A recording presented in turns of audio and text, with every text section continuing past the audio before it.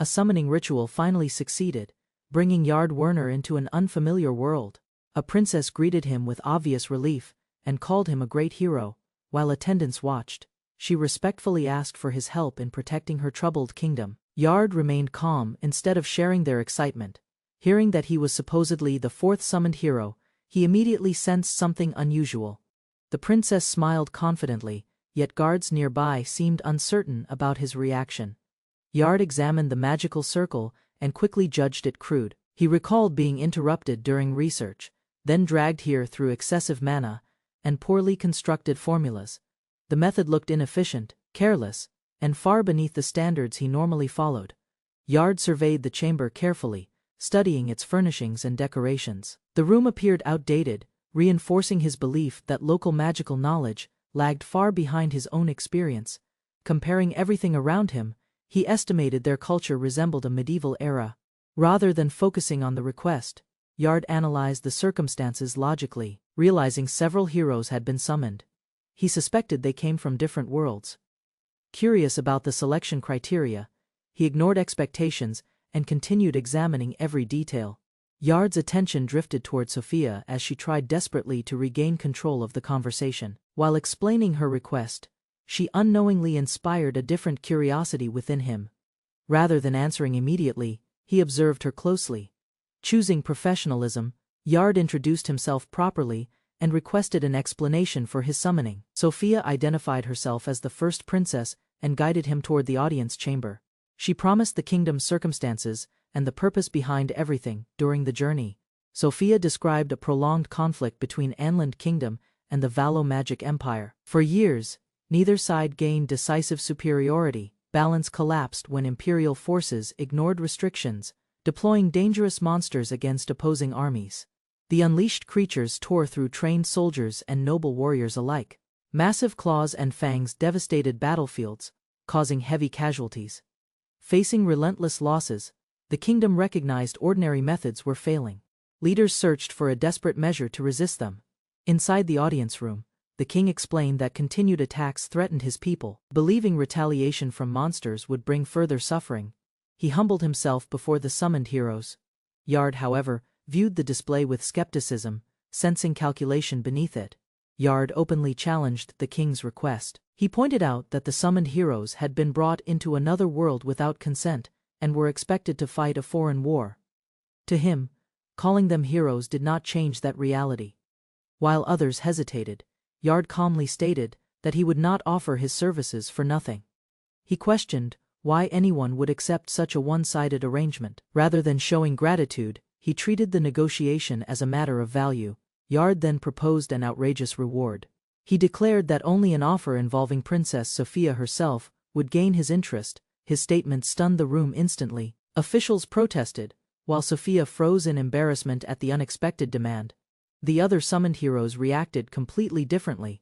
Alex proudly accepted the king's plea and vowed to save the kingdom. A devoted priestess supported the decision as righteous. Both eagerly committed themselves, paying little attention to practical concerns. Watching the exchange, Yard grew increasingly frustrated. Another hero criticized his attitude, yet Yard considered them fools. They accepted dangerous responsibilities without negotiation or guarantees. Seeing their confidence and optimism, he questioned whether they understood the situation. Yard felt trapped as the king celebrated the summoned heroes before everyone. Public admiration echoed through the hall, making refusal increasingly difficult. While officials praised their virtue, Yard could only grimace and endure the growing pressure. Outside the palace, cheers from gathered citizens spread across the capital. The kingdom had already embraced the heroes as saviors, long before any results existed. Hearing that enthusiasm, Yard realized rejecting the request would become politically troublesome. Eventually Yard followed the others into a royal salon. Exhausted by recent events, he sat quietly while Sophia checked on him. Meanwhile, Alex enthusiastically proposed introductions so everyone could explain their abilities, backgrounds, and possible contributions to the kingdom. Alec Gilfreya confidently stepped forward first. Introducing himself as a knight from the Nagia Empire, he revealed a spirit-empowered sword capable of changing form. Certain of his strength, he declared that the Empire's monsters would pose little challenge. Next came Faris, a priestess devoted to her faith. Though lacking combat power, She possessed remarkable healing magic that could mend severe injuries. Her gentle explanation impressed the room, while Alex openly admired her. Yard listened silently. As introductions continued, Alec and Ferris praised each other's abilities enthusiastically. They spoke as though victory was already assured. Yard listened with disbelief. Their confidence seemed detached from reality, leaving him increasingly unconvinced by their reasoning. When the pair explained that divine beings and spirits granted their powers, Yard became even more doubtful. To him, magic was a skill developed through knowledge and study. Their explanation sounded primitive, exposing a fundamental difference in understanding. Yard silently judged their worlds to be technologically and magically inferior. His reaction spread awkwardness through the room. Sophia appeared discouraged by the conversation, while others remained unaware that Yard was evaluating them by entirely different standards. Sophia interpreted the heroes' abilities as proof that the kingdom had summoned extraordinary champions. Delighted by the descriptions, she praised their potential enthusiastically. Meanwhile, Yard nearly collapsed from frustration, realizing everyone else viewed the situation far differently than him. Another hero finally introduced himself. Unlike Alex and Ferris, he admitted possessing no divine blessings or spiritual powers.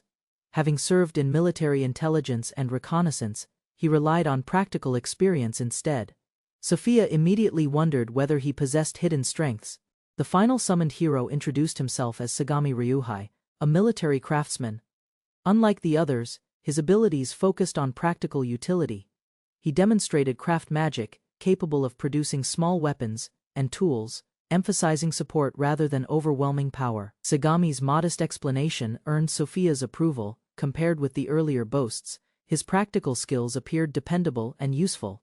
As discussion continued, Sophia eagerly turned her attention toward Yard, announcing that his introduction would be the next one. Rising from his seat, Yard calmly described himself as a wizard specializing in rear support during combat.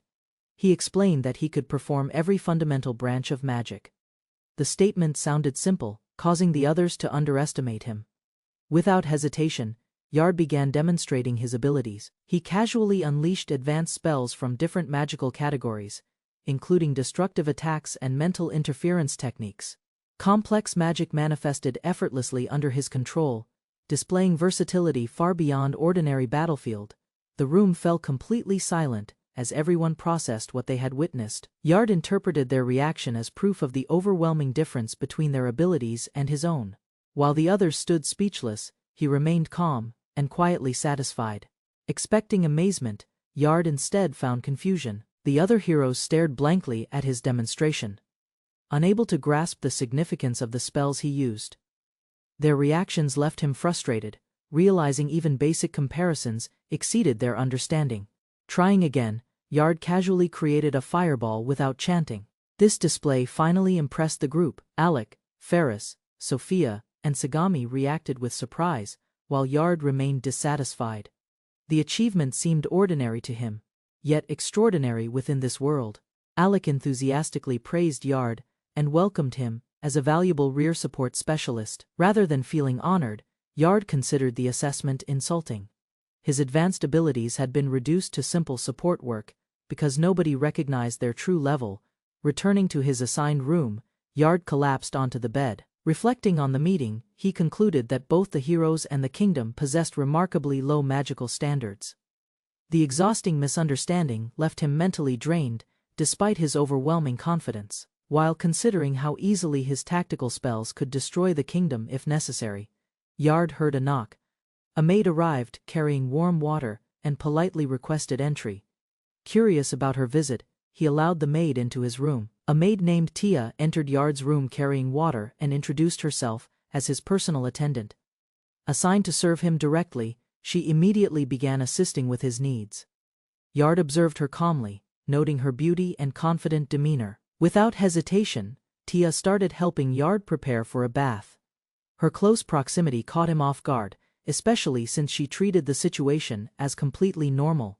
While remaining polite and professional, she steadily reduced the distance between them. As Tia continued her work, Yard began wondering whether this level of service was genuinely customary. Her behavior seemed unusually intimate for a simple attendant. Despite his suspicions, she carried on naturally while focusing on her assigned duties. Tia soon noticed Yard's well-trained physique and expressed admiration. Comparing him with the castle's resident magicians, she found the difference remarkable. Her praise became increasingly enthusiastic, leaving Yard uncertain how seriously he should take her comments. Although embarrassed by the attention, Yard maintained his composure. Reflecting on the treatment he had received since arriving, he concluded that the kingdom certainly knew how to accommodate important guests. Tia continued assisting him, while he accepted the situation. While speaking with Tia, Yard's protective magic suddenly activated. A hidden interference spell was detected, confirming someone had attempted to affect him. Rather than reacting immediately, he restrained himself and carefully examined the situation before assigning responsibility.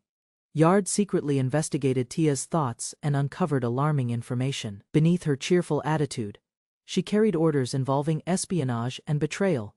She had intended to gather information and eventually prepare him for delivery to another faction.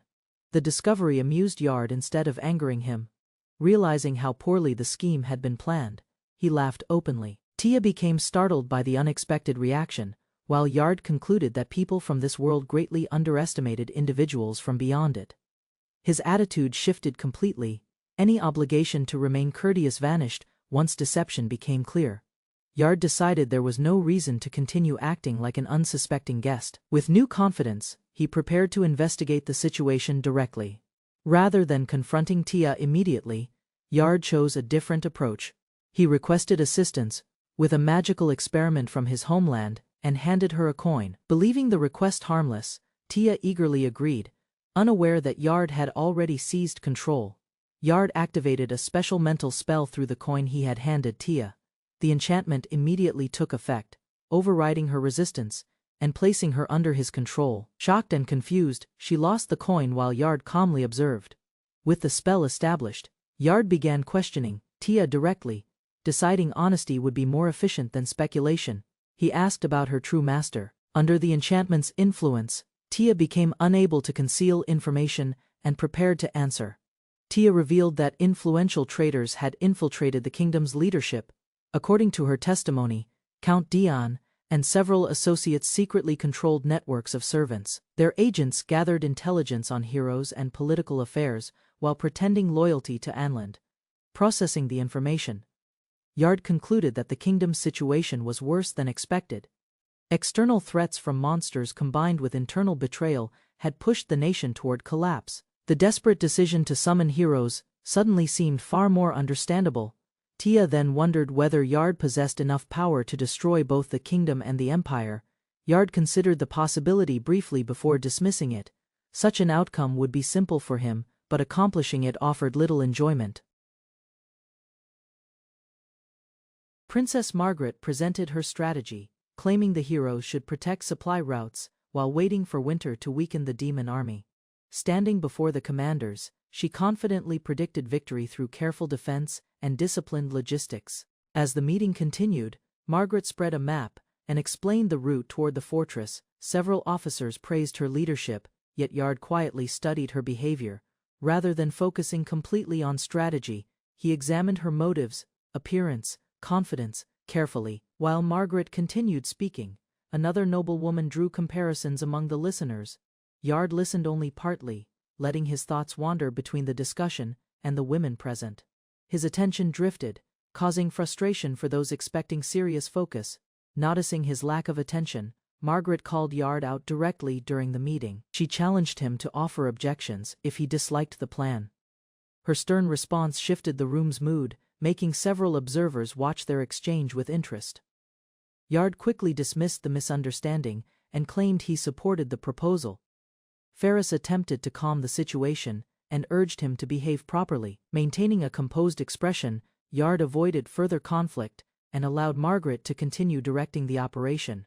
Margaret openly mocked Yard. With a smug smile, she admitted she expected little from him and praised her judgment. Yard remained silent, while several people watched the exchange, realizing the princess intended to undermine his standing. During her criticism, Margaret compared Yard with legendary heroes and declared his abilities unimpressive. She argued that ordinary kingdom sorcerers could reproduce similar techniques through training. Her speech dismissed his reputation completely, leaving little room for respect or doubt.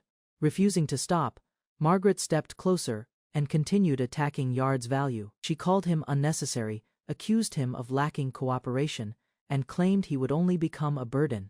Her confidence grew stronger as the audience listened.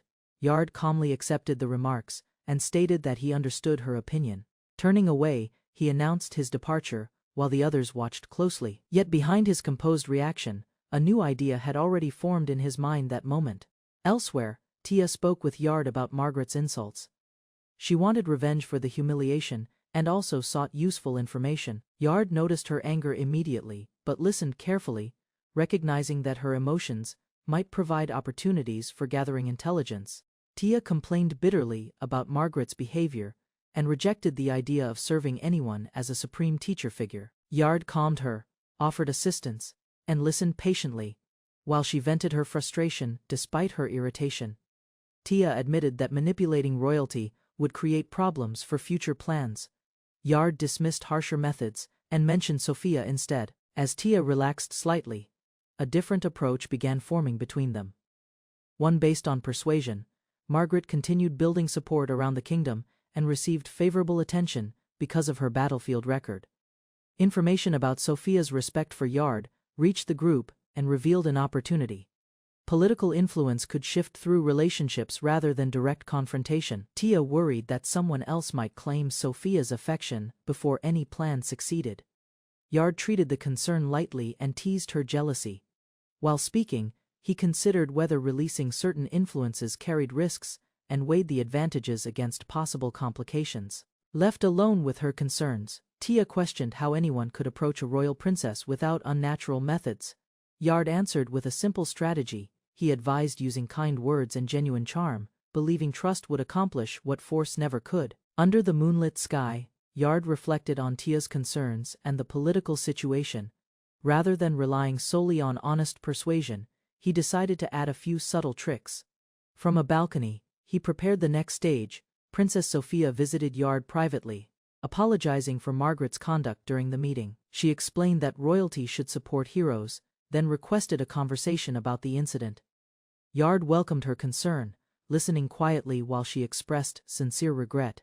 Sophia admitted her defense of Yard had been restrained because many people failed to understand his abilities. She blamed circumstances rather than malice, insisting the criticism was largely formal. Yard remained calm, accepting her explanation without showing anger outwardly. Knowing Sophia would leave on a supply mission, Yard seized the opportunity. He took her hand and spoke earnestly, claiming he needed to express feelings hidden since their first meeting. His sudden confession caught her completely off guard there. Yard confessed his love and declared that he wanted to stay by Sophia's side forever. The princess froze in shock, unable to anticipate such direct words. Their conversation shifted from politics and strategy toward deeply personal emotions, changing everything. Sophia stood frozen after Yard's confession, her face turning red as the meaning settled in. The sudden declaration overwhelmed her thoughts, leaving the princess speechless and uncertain how to answer such unexpected feelings from a man. Still holding his hand, Sophia tried to explain that they had only recently met and that her royal position complicated everything. Confusion mixed with excitement, creating emotions she could not properly understand while Yard remained calm. Yard continued speaking, insisting that feelings were not restricted by time alone. Sophia struggled to reject his words and listened closely, despite her hesitation. The conversation gradually weakened her resistance, replacing doubt with curiosity, interest, and growing emotional attachment. As the exchange continued, Sophia became increasingly flustered and admitted she had never experienced anything similar before. Yard interpreted her reaction as acceptance and gently sought confirmation. The princess could barely organize her thoughts before responding to him clearly. Believing they had reached an understanding, Sophia shyly suggested meeting again in private to continue their discussion. Her attitude had changed greatly from their first conversation, showing how strongly Yard's confession had influenced her feelings and future decisions ahead. Sophia reluctantly refused Yard's invitation, explaining that royal obligations and their engagement status created boundaries she could not ignore. Though embarrassed by her feelings, she insisted they proceed carefully. Her answer disappointed Yard, but did not discourage him. Yard responded gently and claimed that restraint was difficult for him as well. Offering to escort Sophia back, he acted understanding and considerate. The princess followed beside him, believing he respected her decision. Standing alone near her room, Sophia tried organizing her thoughts. Strong emotions clouded her judgment and made concentration difficult. The excitement from their conversation lingered in her mind, leaving her unusually distracted and unable to think about responsibilities clearly. When approached again, Margaret struggled to maintain her composure. Trying to regain control of herself, she stated that she needed time to process everything. Her confidence weakened noticeably, revealing confusion that contrasted sharply with her earlier certainty and pride. Marie eventually discovered Sophia sitting closely beside Yard and reacted with immediate shock. Demanding an explanation, she questioned what was happening between them.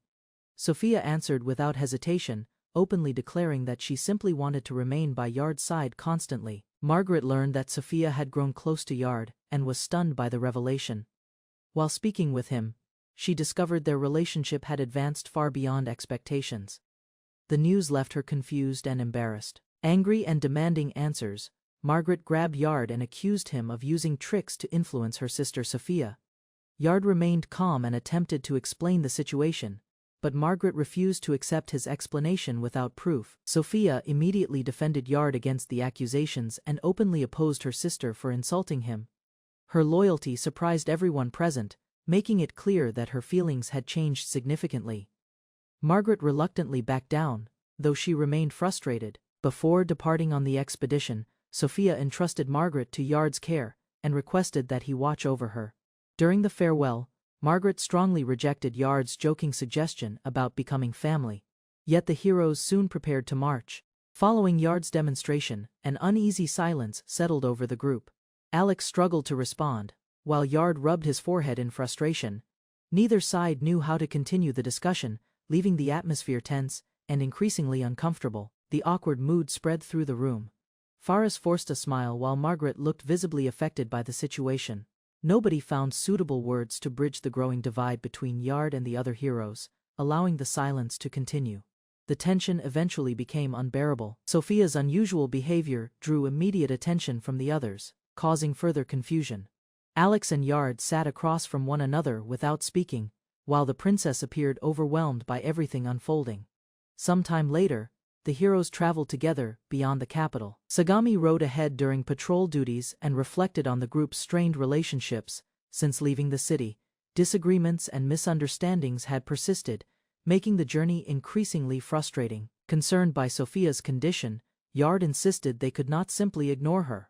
Alex admitted he had no explanation for her sudden change in behavior. As everyone gathered around the princess, uncertainty grew, and the group searched for clues together. Margaret's condition worsened dramatically, leaving the group alarmed and confused. While Faris watched nervously, the princess seemed completely absorbed in her own thoughts. Yard immediately realized the problem had become more serious than anyone expected. Seeking a distraction, Faris asked Yard about the principles behind his magic. She explained that divine faith empowered her spells, while Alex described strength granted. Their answers revealed beliefs completely different from Yard's understanding of magic. Yard calmly rejected their explanations. According to him, magic was a human-developed discipline governed by consistent techniques and repeatable results. Rather than relying on faith or supernatural favor, he viewed it as knowledge that anyone could learn properly. To support his argument, Yard performed a simple demonstration. He injured his own hand slightly, then repaired the damage immediately using regenerative magic. The spell activated cleanly and efficiently, showing a practical application of magical theory in action. Faris stared in disbelief at what she had witnessed. From her perspective, healing without prayer or priestly authority should have been impossible. Yard acknowledged her confusion, but insisted the phenomenon was real. Further challenging everything she believed about magic, Faris completely misunderstood Yard's explanation. Convinced that his healing magic came from divine blessings, she praised him as a devoted believer. Yard immediately rejected that conclusion, but her admiration only grew stronger, leaving him frustrated by the misunderstanding. Alec revealed that he had secretly avoided wearing special control bracelets distributed to the heroes. His comment caught Yard's attention instantly. Meanwhile, Faris remained convinced that Yard had been chosen by higher powers, despite everything he explained. Yard examined one of the bracelets and uncovered its true function. Hidden magic within the item, allowed the wearer to be controlled and subdued. Realizing the danger, he reflected on how easily the others had accepted them. Using his magic, Yard removed the control effect and reduced the bracelet to an ordinary accessory. As the group continued traveling through the countryside, he complained about constantly cleaning up problems caused by the others' carelessness. The journey eventually brought them to Nickel City, their first major stop. Hoping to find something interesting, Yard explored the streets alone. However, the city appeared disappointingly ordinary, leaving him searching for anything capable of easing his boredom. While exploring the city, Yard encountered a young woman being harassed by two rough men. Ignoring her protests, they continued bothering her for their amusement. Frightened and cornered, she searched desperately for help as the situation escalated. The woman's plea reached Yard just as the men continued pressuring her. He approached calmly and questioned their actions. One attempted to dismiss the situation casually, but Yard's arrival immediately disrupted the confidence they displayed moments earlier. Without hesitation, Yard acted. One thug suddenly found himself immobilized by magic, his body locking into place. Shock replaced his earlier arrogance. The unexpected attack left him helpless, while his companion struggled to understand what had happened. The remaining thug reacted angrily and demanded an explanation. Yard offered none. The trapped criminal collapsed in panic as magical pressure overwhelmed him. Watching the scene unfold, the rescued woman remained frozen, while fear spread among the troublemakers. Refusing to stop, the second thug charged with a weapon. Yard answered instantly with another spell. A precise magical strike blasted through the attack and sent the assailant flying. The confrontation ended decisively, leaving the woman finally safe from danger. After defeating the thugs, Yard watched the shaken woman recover her composure. Amazed by the effortless display of magic, she stared at him with admiration. The criminals lay scattered nearby, defeated and unable to threaten anyone further. The woman introduced herself as Mira and thanked Yard for intervening. Wanting to repay him, she invited him home. Yard declined the invitation but chose his own reward instead, leaving her startled and uncertain about his intentions. Yard cast a barrier that blocked outside sound, ensuring privacy. The frightened woman backed away while he studied her reaction. Amused by her expression, he continued speaking calmly, making the situation appear far more alarming than necessary. Having frightened the woman enough, Yard considered the encounter resolved. He took her wallet as compensation and prepared to leave, satisfied with the outcome. He headed away, thinking about finding drinks and a place to rest. Elsewhere, Margaret's shock transformed into outrage once she understood what had happened. Furious at Yard's behavior, she swore revenge and rushed off. Her anger replaced the gratitude she had shown only moments earlier without any hesitation. Yard soon faced the consequences when Margaret confronted him publicly. She scolded him for ignoring important obligations and disappearing into the city. While her complaints continued, Yard endured the outburst with growing frustration. Yard grows restless on expedition's second day, troubled by lack of enemy attacks. Margaret confronts Yard about his careless attitude as the carriage leaves the safe zone.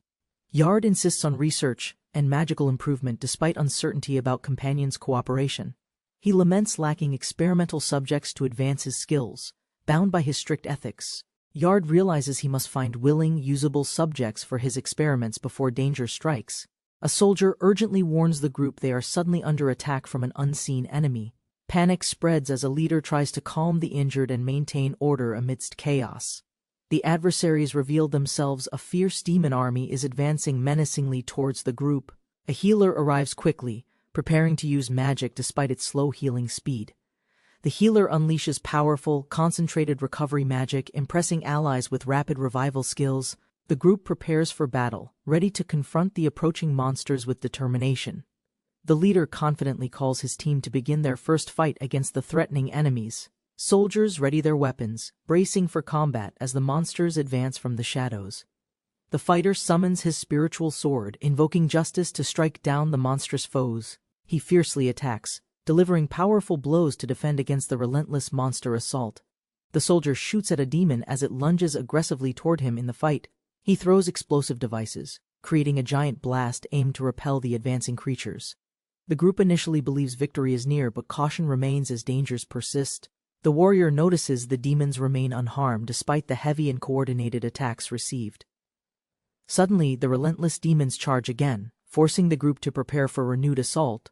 The warrior prepares, assessing the group's combat skills as they push demons toward their limits. The demons attack weakly, showing their need for help from a powerful wizard soon.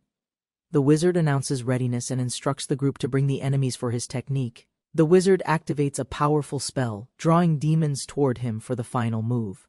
A massive energy strike disintegrates the attacking demons, showcasing the wizard's overwhelming magical power.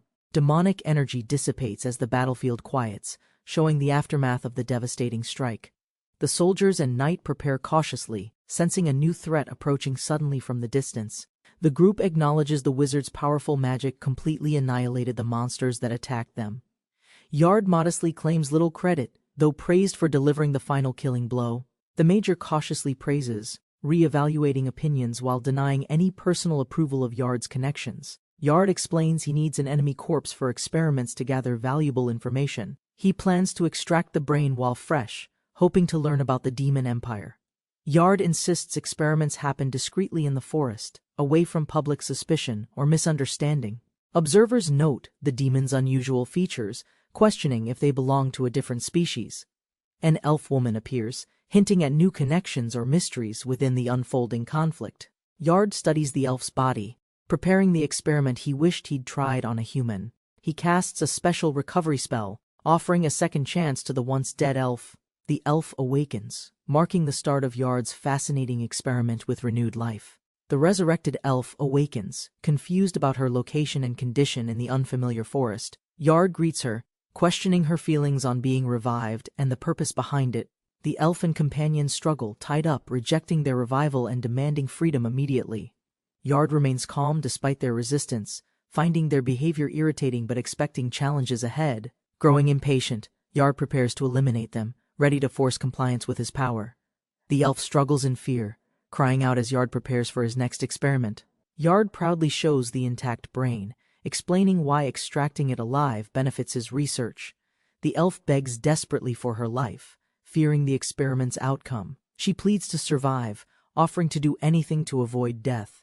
Yard questions her identity as she nervously reveals her name, Elmer.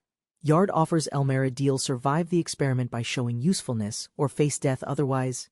Elmer agrees, despite uncertainty, as Yard warns about strict conditions she must endure. The ritual begins, invoking powers to awaken latent magical abilities within Elmer's body. Elmer conjures her first spell, creating a water ball to demonstrate her budding power. Yard notes Elmer's abilities surpass human wizards, but current state limits her magic use. Yard decides to rebuild Elmer's brain, signaling a critical step in the experiment. And then, Elmer, startled, falls but recalls Yard's promise not to kill her. Yard reveals an immortality spell on Elmer, ensuring she can't die from any damage. Yard begins a painful procedure, warning Elmer not to move during the delicate process. Elmer screams in pain as Yard carefully rebuilds the damaged part of her brain. Yard calms Elmer and blocks her pain receptors to ease the intense procedure. Exhausted, Elmer rests as Yard asks if she can endure further challenges ahead. Elmer successfully controls magic, but her brain remains unstable, requiring more work from Yard. Weary from the process, Elmer is supported by Yard, showing her struggling condition. Yard praises Elmer's progress, confirming he will keep his promise not to kill her.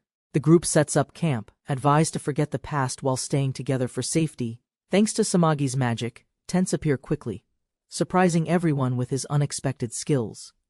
Yard explains his foolish choice to resurrect a dark elf as his apprentice. Yard defends his decision, insisting on kindness to women despite the trouble she causes.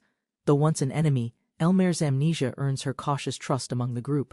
Yard agrees to allow Elmer to join, but only for the mission's duration. Margaret warns Yard about the risks of harboring a dark elf causing political unrest.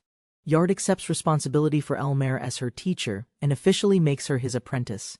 The camp questions Elmer's presence, doubting her origins and purpose among them. Elmer confesses her amnesia and Yard promises protection as her new master. Yard reveals Elmer's magic is unique, trusting her despite insecurities about her unusual abilities. Elmer accepts Yard's guidance, agreeing to call him master as she begins training seriously. Elmer expresses eagerness, feeling hopeful about working under Yard's supervision and gaining control. Yard smiles mischievously, ready to use test subjects to further his research and power. The group arrives safely at Goethe Fortress after overcoming challenges, ready to deliver their supplies. Yard contemplates exploring the fortress alone but finds it inconvenient and changes his plan. Inside, Tia hides under a blanket, anxious and overwhelmed by recent events within the fortress walls. She confesses to Yard her unease since arriving, revealing the emotional toll of their situation. Guards notice the dark elf captive. Her presence sparks suspicion and fear among the soldiers. Tia struggles with the fortress soldiers' suspicion, but patience is necessary until explanations are made. Yard sets protective barriers around their shared room, offering reassurance and security to Tia. Encouraged, Tia resolves to focus fully on her magical studies as Yard's apprentice. Yard promises to teach magic once everyone rests, emphasizing the importance of recovery. At a war council, leaders plan for an impending large-scale enemy attack before winter's arrival. The group rests peacefully at the fortress, while one member sleeps soundly after a stressful day. Yard begins a nighttime lecture on magic techniques, aiming to teach his apprentice thoroughly. He explains the classification of magic into 8 groups, introducing non-chanting methods first. Complex magic requires significant mental effort beyond normal human capacity, prompting new technique development. Yard demonstrates a 4th-grade magic technique involving circles, emphasizing its tactical applications to his apprentice. Yard casts a powerful 4th-grade spell creating a minor black hole. Surprising his apprentice, the spell causes a mountain to disappear, alarming Yard and his apprentice greatly. Yard reassures her, explaining the technique's purpose and that he will restore the mountain. Encouraged, the apprentice successfully performs a tactical magic practice, boosting her confidence significantly. They decide to end the lesson and return to the fortress to rest for the night. Yard tells Tia they will practice magic nightly and urges her to prepare mentally and physically. Tia approaches Yard unexpectedly, showing vulnerability and seeking to express deep gratitude and connection. She explains how Yard's guidance gave her a new purpose and she wishes to reciprocate. Tia offers her full support and dedication, showing sincere commitment to their relationship and goals. Yard is surprised by her behavior, reflecting on the growing complexity of their bond and dynamic. The apprentice is unexpectedly restrained by magical shadows, caught off guard and uncertain of her predicament. The master observes the situation closely, curious yet controlling. While the apprentice feels vulnerable, she struggles with the magical restraint, torn between resistance and submission as emotions intensify. The master challenges her feelings, questioning the balance of power and mutual expectations. The apprentice expresses conflicting emotions, devotion and frustration, as their complex bond deepens. The master firmly reinforces his intention to guide the apprentice purely as her mentor and teacher. Despite his serious stance, he decides to assist her through unusual magical means to support her growth. The apprentice experiences intense sensations from the magical influence, showing both discomfort and trust. The master uses protective magic to ensure their privacy during this challenging training moment. Meanwhile, an urgent message arrives, signaling that their peaceful training may soon be interrupted. The master remembers he forgot to restore the destroyed mountain, causing urgent concern and a summoned meeting. Tia serves as a spy maid in the royal palace, facing tough chores for her lord. Rosalie, the baron's daughter, resents doing chores, envying Tia's assignment near the kingdom's heroes. The heroes garner attention, and palace staff envy Tia's connection, while whispers of destiny spread. Though Sophia, the princess, falls ill, Tia remains devoted, regularly reporting through magic communication. Tia struggles with the mysterious taxing magic tool used for reports, its power unexpectedly intense. Tia braces herself as the magic device activates, preparing for the discomfort it will cause. The magic's effect intensifies, causing Tia to struggle silently while continuing her cleaning duties. Rosalie notices Tia's odd voice but doubts her excuse, growing more suspicious of Tia's behavior. Despite the overwhelming sensations, Tia perseveres, knowing the royal family seldom uses the room she cleans. Tia pushes through the waves of pleasure, determined to finish silently before Rosalie discovers her secret. Tia struggles with the intense magic's effects, but must continue her duties despite growing discomfort. The magical sensations increase, testing Tia's endurance while she tries to maintain her composure and focus. Rosalie returns unexpectedly, causing tension as Tia tries to hide her unusual behavior and struggles. Frustration builds silently within Tia, determined to endure the ordeal and remain loyal to her lord. The lord teases Tia gently, acknowledging her persistence, while she regrets the risk of discovery. Tia formally reports sensitive information about Duke Dian and a secret plot by the Demon Empire. Using special infiltration magic, she successfully sneaked into the Duke's private chamber unnoticed last night. There, she discovered hidden messages revealing a planned invasion targeting the kingdom's fortress in 2 weeks. The Duke's role includes activating enslavement devices during the attack, and a powerful secret weapon awaits. Though the details remain unclear, the kingdom's survival depends on uncovering and countering this mysterious threat. The Lord promises Tia a heartfelt reward for her loyalty, surprising her with genuine intentions. He resists distractions, focused instead on someone more meaningful, while others vie for his favor.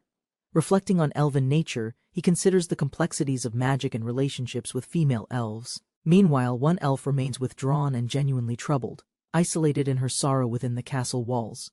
Compassionate caretakers attend to her, hoping to ease her pain and restore her spirit gently. 2 women share a bath, discussing their worries about Yard's intentions and his kindness shown. One woman doubts Yard's motives, suspecting he seeks physical relationships, despite his healing abilities. Confusion grows as friends debate whether Yard acted respectfully toward others or caused unseen changes. The tension rises, both women determined not to submit to misunderstandings or become his next target. The commander exhausts herself handling rations, coordination, and intelligence, overwhelmed by the enormity of her responsibilities. After 10 intense days at Goethe Fortress, the commander finally steps outside for much-needed fresh air. Hero Alex single-handedly defeats multiple opponents, boosting morale as Ferris supports and heals the injured nearby. Soldiers admire the hero's leadership, while Ferris gains praise for her healing abilities among the troops. Sagami impresses with his rapid organization of an intelligence unit, preparing for an impending military operation.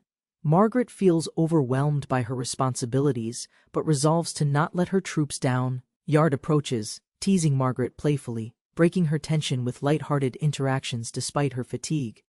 Yard reminds Margaret about rebuilding the Northern Watchtower, shifting focus to practical military tasks ahead. Using magic, Yard quickly reconstructs the Watchtower, impressing soldiers with efficiency and innovation. Despite Yard's offers for companionship, Margaret emphasizes her busy schedule, focusing on solving pressing problems. Yard offers to relieve Commander Margaret's exhaustion using magical massage, hoping to ease her heavy burden. Margaret politely refuses, emphasizing her strength and desire to handle responsibilities without relying on others' help. Yard presses on, explaining the risks of exhaustion and importance of caring for leadership's well-being. Margaret reluctantly agrees, acknowledging the necessity, despite discomfort with the intimate nature of the treatment. As the magical healing begins, Margaret feels vulnerability but trusts Yard to restore her strength quickly. The magical massage begins, penetrating muscles deeply to relieve tension despite the commander's embarrassment. She struggles to relax, overwhelmed by recent stresses. As the healing continues gently but thoroughly, the healer works meticulously, explaining the importance of full-body attention for optimal recovery. The commander's body warms as magic flows, signaling progress and growing relief from her fatigue. Though overwhelmed by sensations, she acknowledges the treatment's effectiveness, accepting necessary discomfort for healing. Margaret, initially misunderstood as cold, reveals vulnerability during a moment of close connection. Yard acknowledges her dedication and hardworking nature, showing appreciation beyond her tough exterior. As their interaction deepens, Margaret begins to understand Yard's genuine intentions and support. Despite moments of discomfort, she allows herself to trust him, knowing the importance of their bond. Together they face challenges with renewed determination, their relationship strengthened through mutual understanding and care. Margaret endures an intense healing ritual, pushing through discomfort for the sake of the kingdom's well-being. Yard assures her the treatment's effects will become evident the following day, confident in its power. After the session, Margaret rests, feeling gratitude and relief, promising to return whenever exhaustion returns. The next day, the rebuilt watchtower stands strong, signaling progress and success in their efforts. Margaret expresses renewed strength and determination, acknowledging the unexpected but valuable aid from Yard's magic. Margaret reflects silently on the unexpected nature of the magical treatment she received from Yard. Suddenly interrupted by the arrival of Sagami, she is alerted to receive an urgent report immediately. Sagami reveals intelligence about a dangerous invasion planned by the evil empire targeting their fortress. The detailed report outlines enemy strength, routes, and the presence of separate assault units. Margaret questions the reliability of the info, especially concerning mysteries like demons under a forbidden curse. Margaret learns that the feared Red Scales faction has been detected, heightening the kingdom's imminent threat. The Crimson Scales dragon dominates the northern mountains, becoming the Demon Empire's powerful secret weapon. Margaret and her allies realize the danger, discussing strategies needed to counter this formidable creature. The heroes express confidence, believing they can overcome the dragon through unity and teamwork. Military leaders caution that the Crimson Scale's strength surpasses earlier foes, demanding careful planning. Yard suggests using a special technique to strengthen their forces beforehand, offering hope against the threat. The only hope against Crimson Scales is Alec, believed to possess the necessary unique skill. Alec is identified as the sole warrior capable of defeating the dragon threat effectively. He learns his sword holds a hidden power that could shift the battle's outcome. Alec reflects on the sword's mysterious force, gifted by a powerful spirit long ago. While doubts arise about controlling this power, the group trusts Yard's expertise to guide them. Alec remains confident, believing Master's magic alone surpasses the Crimson Scale's terrifying power entirely. Elle stays close to Alec, showing support and boosting his resolve ahead of upcoming battles. Yard clarifies that Elle isn't the chosen fighter against Crimson Scales but has improved substantially. Elle adopts a supportive role, aware she must avoid overexertion after past struggles with enemies. Yard warns Alec about hidden dangers in his sword, cautioning about a risky self-destruct mechanism. Alec prepares, gaining a powerful hero's abilities through complex magic infused with fire and light. Elle studies the magic circle's location carefully, understanding the sword's role to activate ancient powers. Elle confidently offers magical support on the battlefield, aiming to match her master's strength. The army gathers on battle day, tensely awaiting leader's final strategy and inspiring speeches. Alec addresses the crowd, acknowledging the fear of facing a dragon yet calling for courage. Alec rallies the troops, warning them of the Demon Empire's imminent attack on their fortress. Confident and determined, Alec promises to personally defeat the Crimson Scales, inspiring soldiers around him. The soldiers respond with a powerful cheer, boosting morale and uniting them for the coming battle. Yard explains a strategic technique designed to intimidate and prevent enemy retreat during the fight. As the enemy approaches, Margaret encourages the commander and soldiers, lifting spirits for the fight ahead. Margaret orders the troops to take defensive positions and prepare to intercept the advancing enemy forces. Despite being outnumbered 10-1, the soldiers brace themselves for the impending battle. Yard reveals the enemy's use of monsters, enhancing their forces with dangerous, powerful creatures. He casts a magic jammer, blocking enemy spells and undermining their magical advantages. The enemy sorcerers are stunned as their magic vanishes, while Yard challenges the fake heroes. Yard's magic weakens enemy wolves' tough skin, making previous threats easy to defeat now. Confident, Yard slays a powerful monster, clearing the battlefield for their side's advance. Yard confronts incoming monsters, declaring their numbers insignificant against the heroes' united strength and magic. Nearby, Fairy struggles, treating many wounded soldiers, urging everyone to gather for a healing ritual. Fairy casts a powerful, rare healing spell, restoring injured soldiers and reviving their fighting spirit. Despite being outnumbered, the heroes push forward, proving their strength is turning the battle's tide. Margaret, alert to distant danger, swiftly acknowledges a new urgent threat approaching their position. The feared Crimson Scales dragon appears above, signaling a dangerous escalation in the ongoing battle. Gluta's defensive battle reaches its climax as the huge Crimson Scales dragon finally materializes overhead. The dragon growls menacingly, prompting soldier panic and urgent calls for Alec's guidance against the threat. Alec commands soldiers to retreat, deciding the heroes alone must confront and defeat the Crimson Scales. Alec hesitates, unsure of his ability, while Yard questions if Alec might be fleeing the fight. Yard analyzes magical energy flows, deducing many are controlling the dragon and vowing to destroy magic users. Yard intentionally loses control of the Crimson Scales, choosing chaos to make the battle more intense. The massive dragon rampages wildly, scattering soldiers, causing destruction and panic on the battlefield. The dragon resists control quickly, revealing surprisingly weak magic resistance throughout the world, including monsters.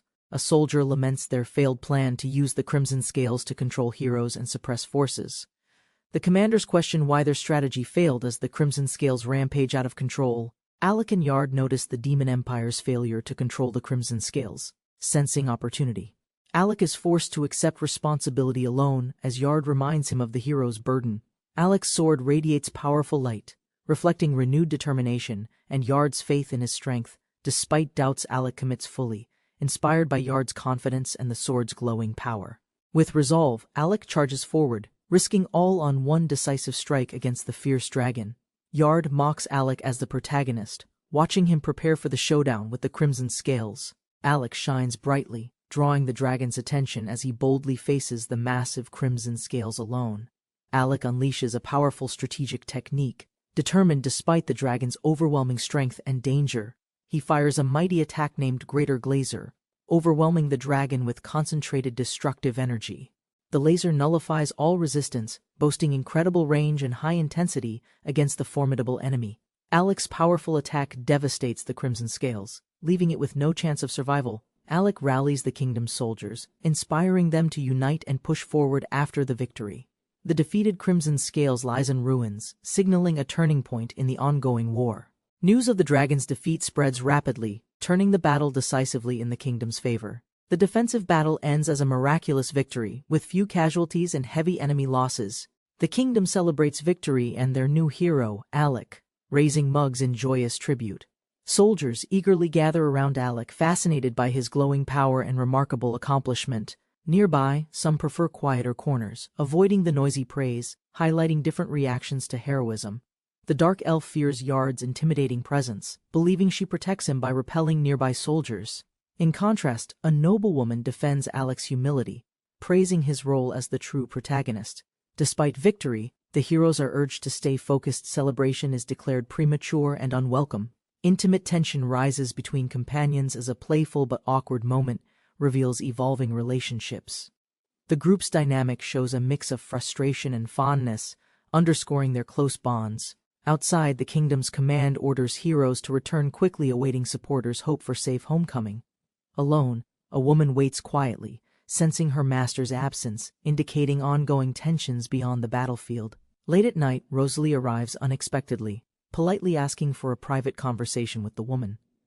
Suddenly, Guard sees her. Alec appears nearby, smirking as he informs her of Marquis' summons.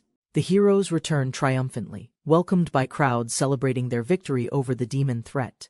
The king praises their efforts, promising rewards and encouraging further development of the kingdom's strength. Titles and honors are bestowed upon Alec, Yard, and Fairies, recognizing their pivotal roles.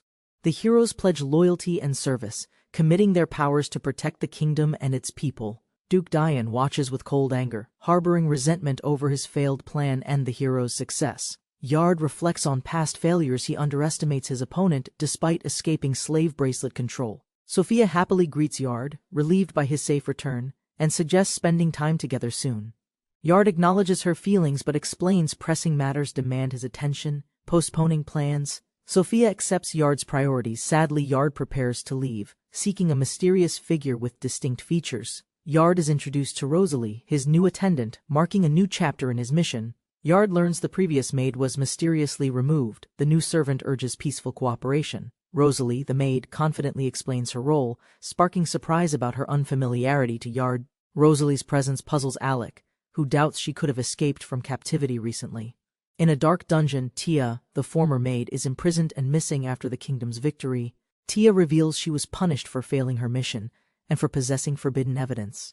Yard resolves to rescue Tia, despite limited information and knowing enemies are searching for her. Utilizing advanced teleportation magic, Yard prepares to breach dimensions, aiming to reach Tia's location swiftly. Tia narrowly escapes captivity through teleportation, her relief mingled with lingering danger and uncertainty. Reunited, Yard reassures Tia, expressing pride in her resilience and commitment during captivity. Though grateful, Tia warns of consequences for disobedience, underscoring ongoing power struggles and distrust. Yard comforts the injured Tia gently, preparing to heal her while he contemplates their peril. Rosalie sits quietly as Yard plans to teach her discipline, signaling a change in their relationship. Startled, Rosalie suddenly notices unexpected movement, hinting at an approaching troubling presence nearby. Alec arrives sharply, accusing Rosalie of betrayal, heightening tensions between servants and their master. Rosalie reacts awkwardly to Alec's stern warning, shivering as she struggles to explain herself.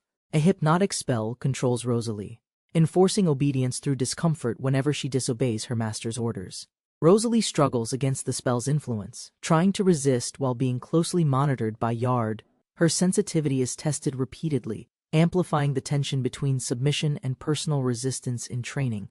Despite usual defiance, Rosalie's stubbornness is challenged. Her senior enforces discipline, using manipulation tactics. Rosalie vows to resist and overcome, rejecting betrayal even as pressure mounts from her captors. Despite her defiance, Rosalie faces strict control. Her master warns against trying to manipulate him. Under close supervision, Rosalie struggles with enforced obedience, confronted by relentless pressure and loss of control. The tension escalates as Rosalie is subjected to continual testing. Caught between resistance and submission, her training intensifies, aimed at breaking her will, igniting emotional and psychological conflict beneath the surface. Observers note Rosalie's internal struggle and frustration. Recognizing the deep impact of her ordeal, Yard discovers a stronger slavery bracelet and a suspicious ring in Rosalie's belongings, signaling danger ahead. Tensions rise as Yard and his companions recognize Duke Dian's desperate situation and inevitable downfall. Duke Dian, defiant, confronts Yard with a sinister challenge, promising conflict will escalate further. After being dismissed, Rosalie is sent away, while the master contemplates his next move. With her gone, Yard plans his next step, feeling the situation has finally become favorable. Meanwhile, a tense conversation reveals concerns that Rosalie might reveal their secrets to the Duke. Despite doubts, the master insists on continuing his manipulative strategy, viewing it as necessary. He exploits known vulnerabilities to maintain control, anticipating the consequences if his plans are exposed.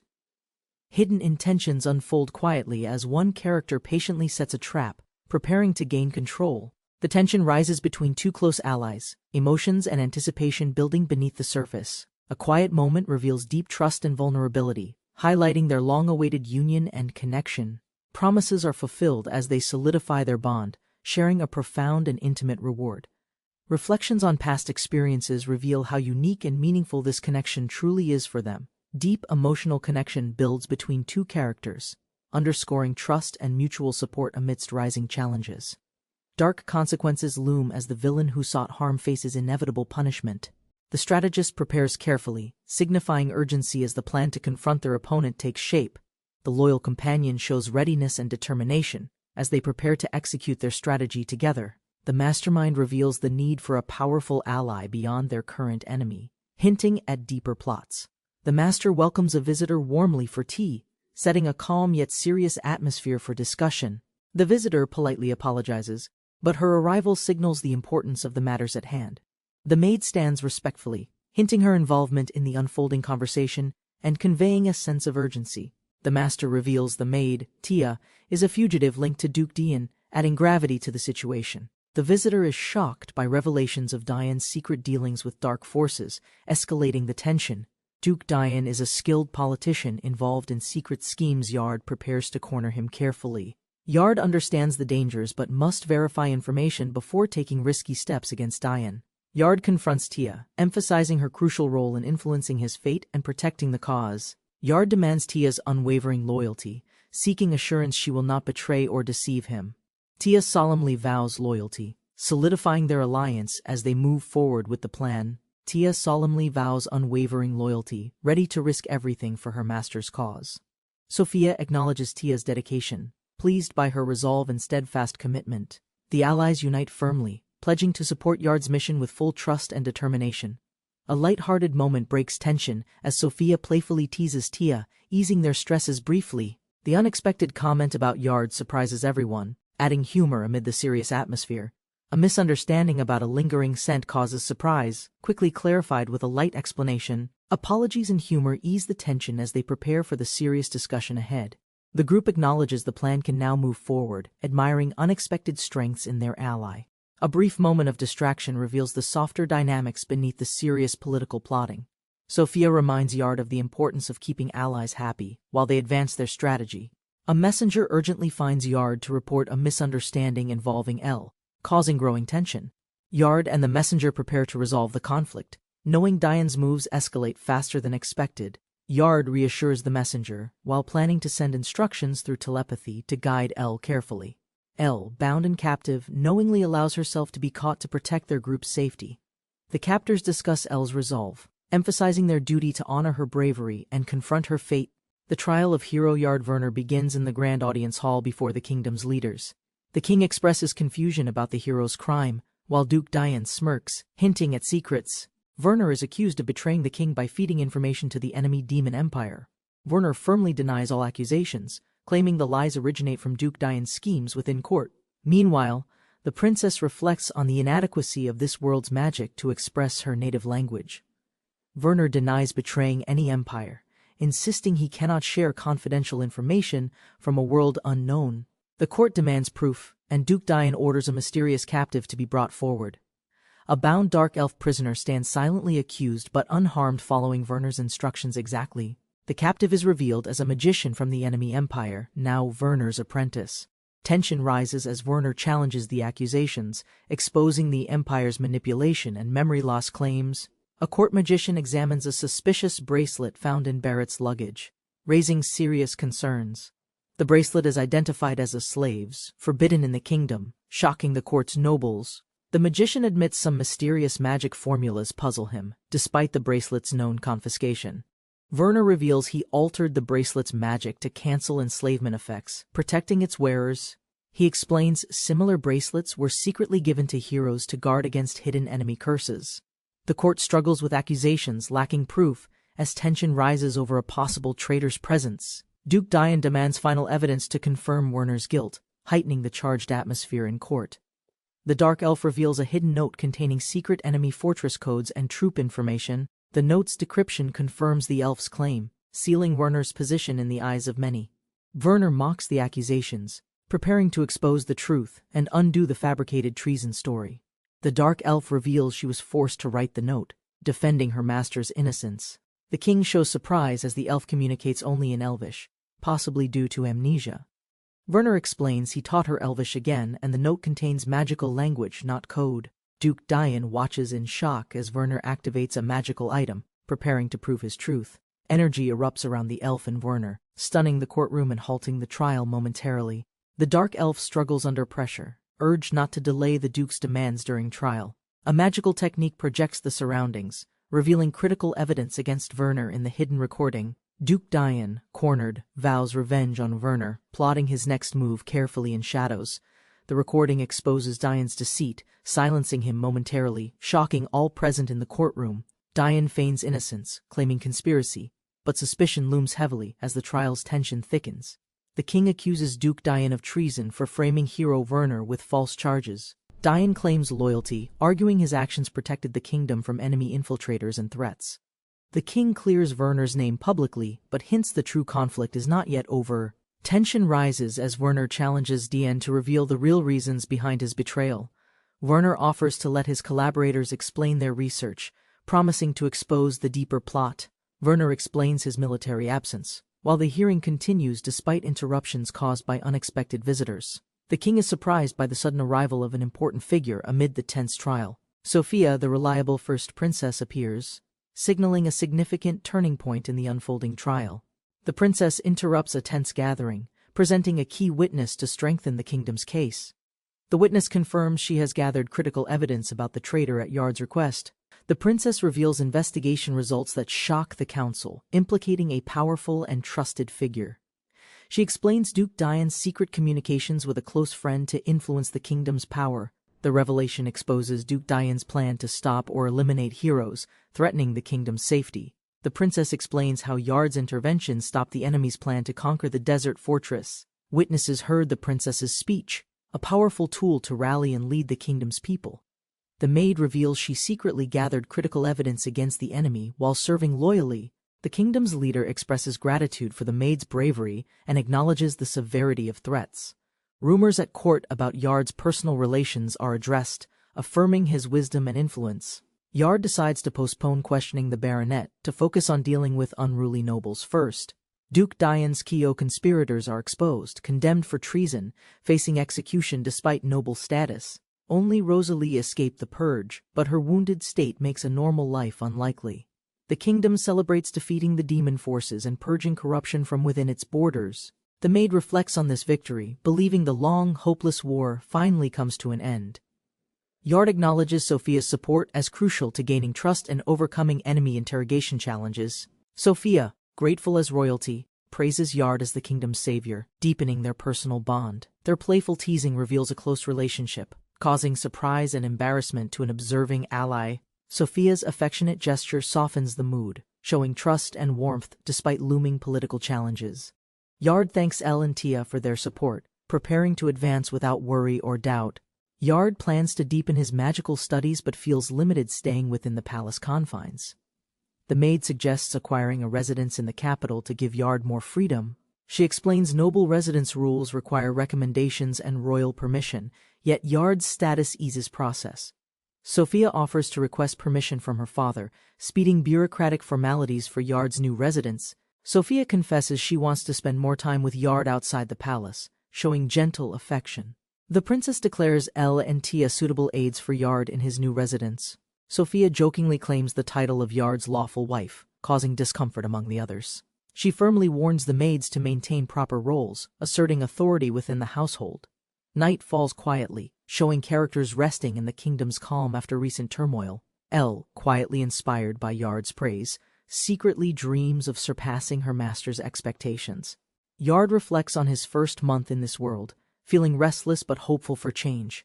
Yard finally acquires a spacious residence, marking a new beginning for himself and his companions. The maid introduces newly recruited servants, preparing Yard for smoother management of his household. 3 dedicated maids present themselves, each ready to serve and maintain Yard's new home. Kurt, the butler, appears to oversee finances and diplomacy, ensuring order in Yard's compound. Suspicion lingered as they discussed the sorcerer's intentions toward the Dark Elves community. The group admired their new maids, satisfied with their appearance and potential effectiveness in service. Exploring the mansion, they discovered spacious rooms, pondering whether additional servants would be necessary. In the basement, they uncovered a lab space, previously used for unnerving experiments and torture. Curiosity grew as they encountered a lavish bath, transforming their mundane reality into something extraordinary. The women admired the spacious bath, surprised by its size and the soothing water's warmth. They speculated about the technology behind the magical bath, marveling at its luxury and convenience. One expressed disbelief that such baths were rare in this world, appreciating the view before her.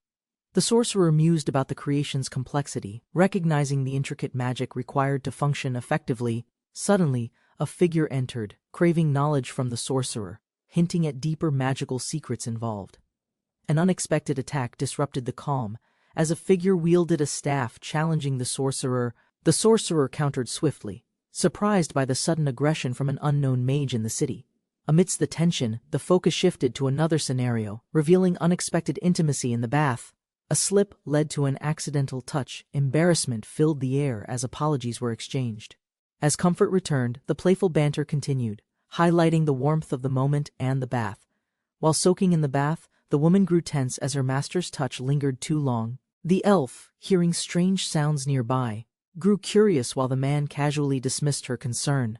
The woman, though conflicted, surrendered to the moment. Overwhelmed by warmth and emotional vulnerability, the elf, watching in silence, decided to approach, her expression firm and thoughts unreadable. Confronting the situation, she offered help, masking her discomfort as she carefully took control. The elf fell into the bath, breaking tension. The couple quietly refocused their attention elsewhere. With calm resolve, the man drew her close again, suggesting a fresh start together. In the quiet water, emotions surged. The girl responded with flushed surprise and hesitant surrender. Their embrace tightened, movements sinking as warmth and pressure began to overwhelm their fragile restraint. Breathing heavily, she whispered contentment, convinced this intimate bathing experience truly reflected her hidden desires. The elf collapsed in satisfaction nearby, her tension gone as the couple rested together peacefully. Outside, the nobleman inspected the quiet surroundings, noting its location near the lower-class residential blocks. Reflecting on recent events, he realized things escalated, just as a stranger approached suspiciously. A determined woman stormed forward, identifying him by title and demanding immediate attention for his actions. As she accused him in public, he froze, unsure how to deflect her sudden confrontation. A woman confronts Yard, unfamiliar yet assertive, questioning his responsibility for a serious unseen matter. She angrily accuses Yard of framing her husband, claiming he stole everything dear to her. The woman explains her family's downfall and exile, caused by Yard's alleged wrongful actions. Yard coldly dismisses her claims, stating her husband's guilt is supported by solid evidence. She blames Yard for her suffering, demanding support, while he remains indifferent to her pleas. Yard criticizes the woman sharply, suggesting dishonorable means for money, while she reacts angrily and embarrassed. Despite her resistance, Yard insists she has value and hints at a useful opportunity for her. The woman reluctantly submits as Yard physically restrains her, showing his control over the situation. Yard offers her shelter, food, and a small salary to work at his residence. After hesitating, the woman agrees, preferring this arrangement over disgrace, forming an uneasy partnership. Yard introduces Lucia as a new maid working at the mansion, observing the staff closely. Lucia is assigned under Tia's care and summoned to assist with one of Yard's experiments. Curious, Lucia questions Yard about the presence of dark elves within the mansion grounds. Yard reassures her, describing a dark elf as a valuable asset for a special task. Suddenly, Lucia is restrained by magical bindings, realizing she has been deceived and trapped. Lucia lies restrained, fearful but defiant, reacting strongly to Yard's accusations of lying and deceit. Yard mocks her, claiming she is valuable as an important vessel, though his tone is cruel.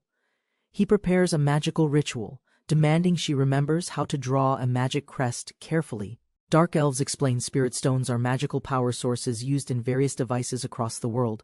One elf painfully undergoes a ritual to secure a stable production method for spirit stones. Magical ritual completes with light engulfing Lucia, meant to grant a comfortable life elsewhere. Exhausted but marked, Lucia reveals a tattoo of special magical ink covering her body. Yard explains the magic ink won't fade unless scratched, preparing a new challenge for her. The magic tattoo activates, causing unexpected sensations and reactions throughout Lucia's body. The sigil channels ambient magic, providing pleasure while bonding deeply with Lucia's physical form. Yard explains the magical energy within Lucia's body crystallizes when reaching a certain threshold. This crystallized energy is then discharged and used as a powerful magical stone.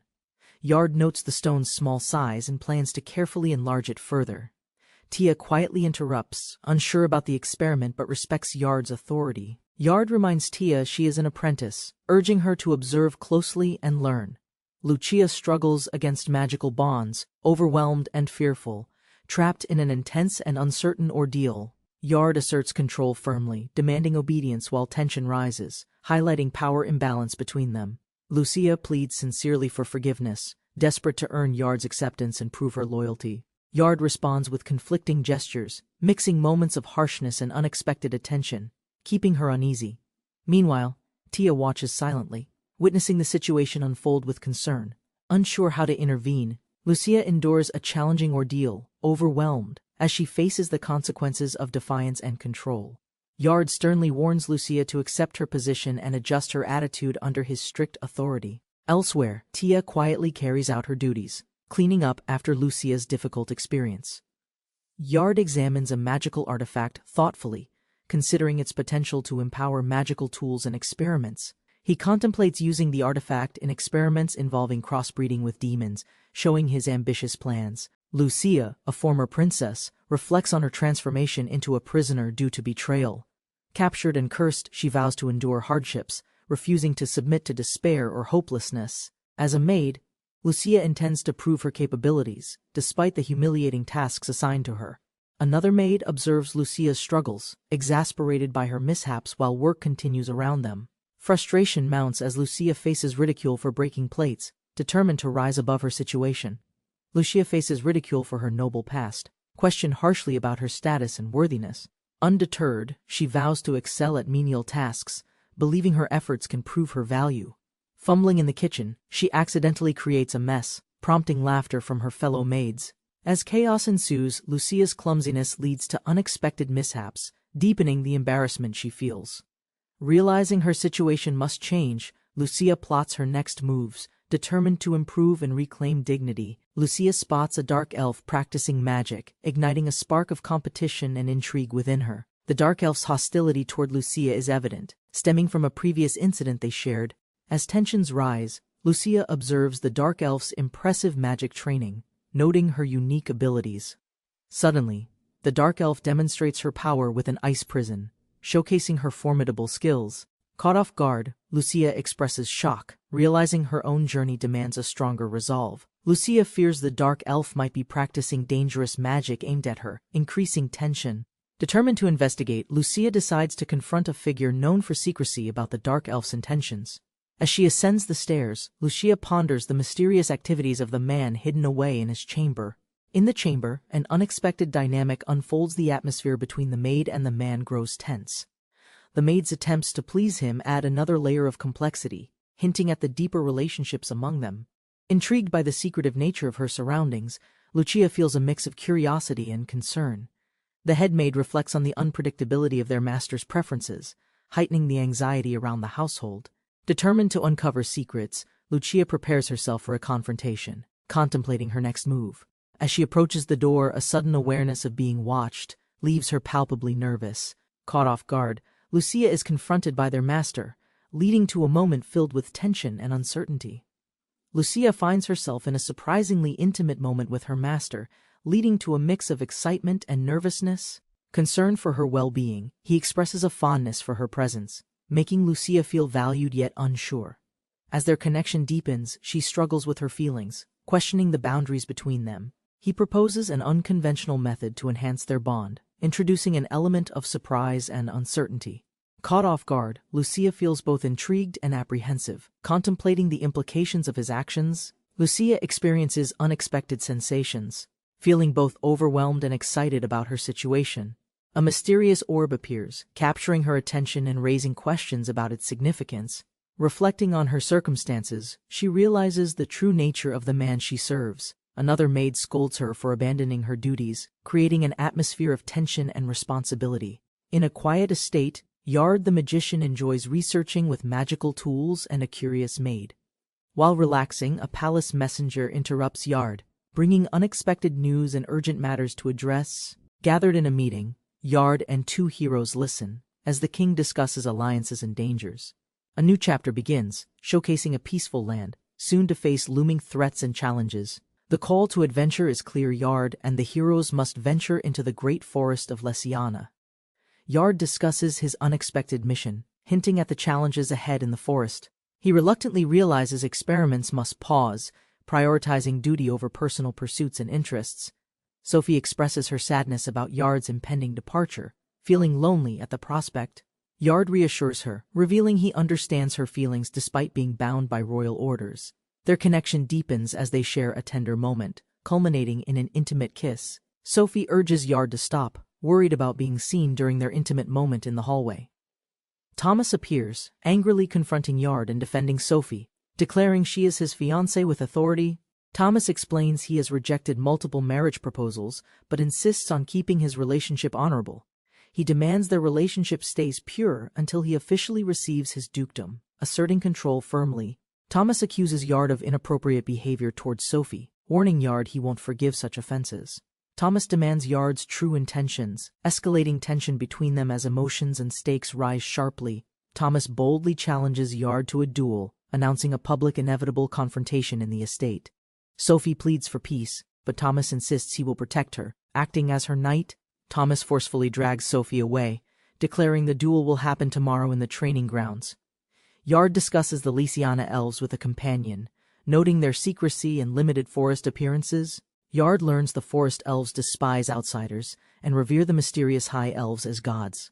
These high elves live deep within magic-rich forests rarely seen except by elite wood elves. They are rumored to be magic's originators, but have extremely short lifespans, about 20 years. Yard appreciates this secret knowledge, suspecting the short lifespan hints at hidden, powerful magic. Returning home tired, Yard complains about meeting the king and preparing for another early morning.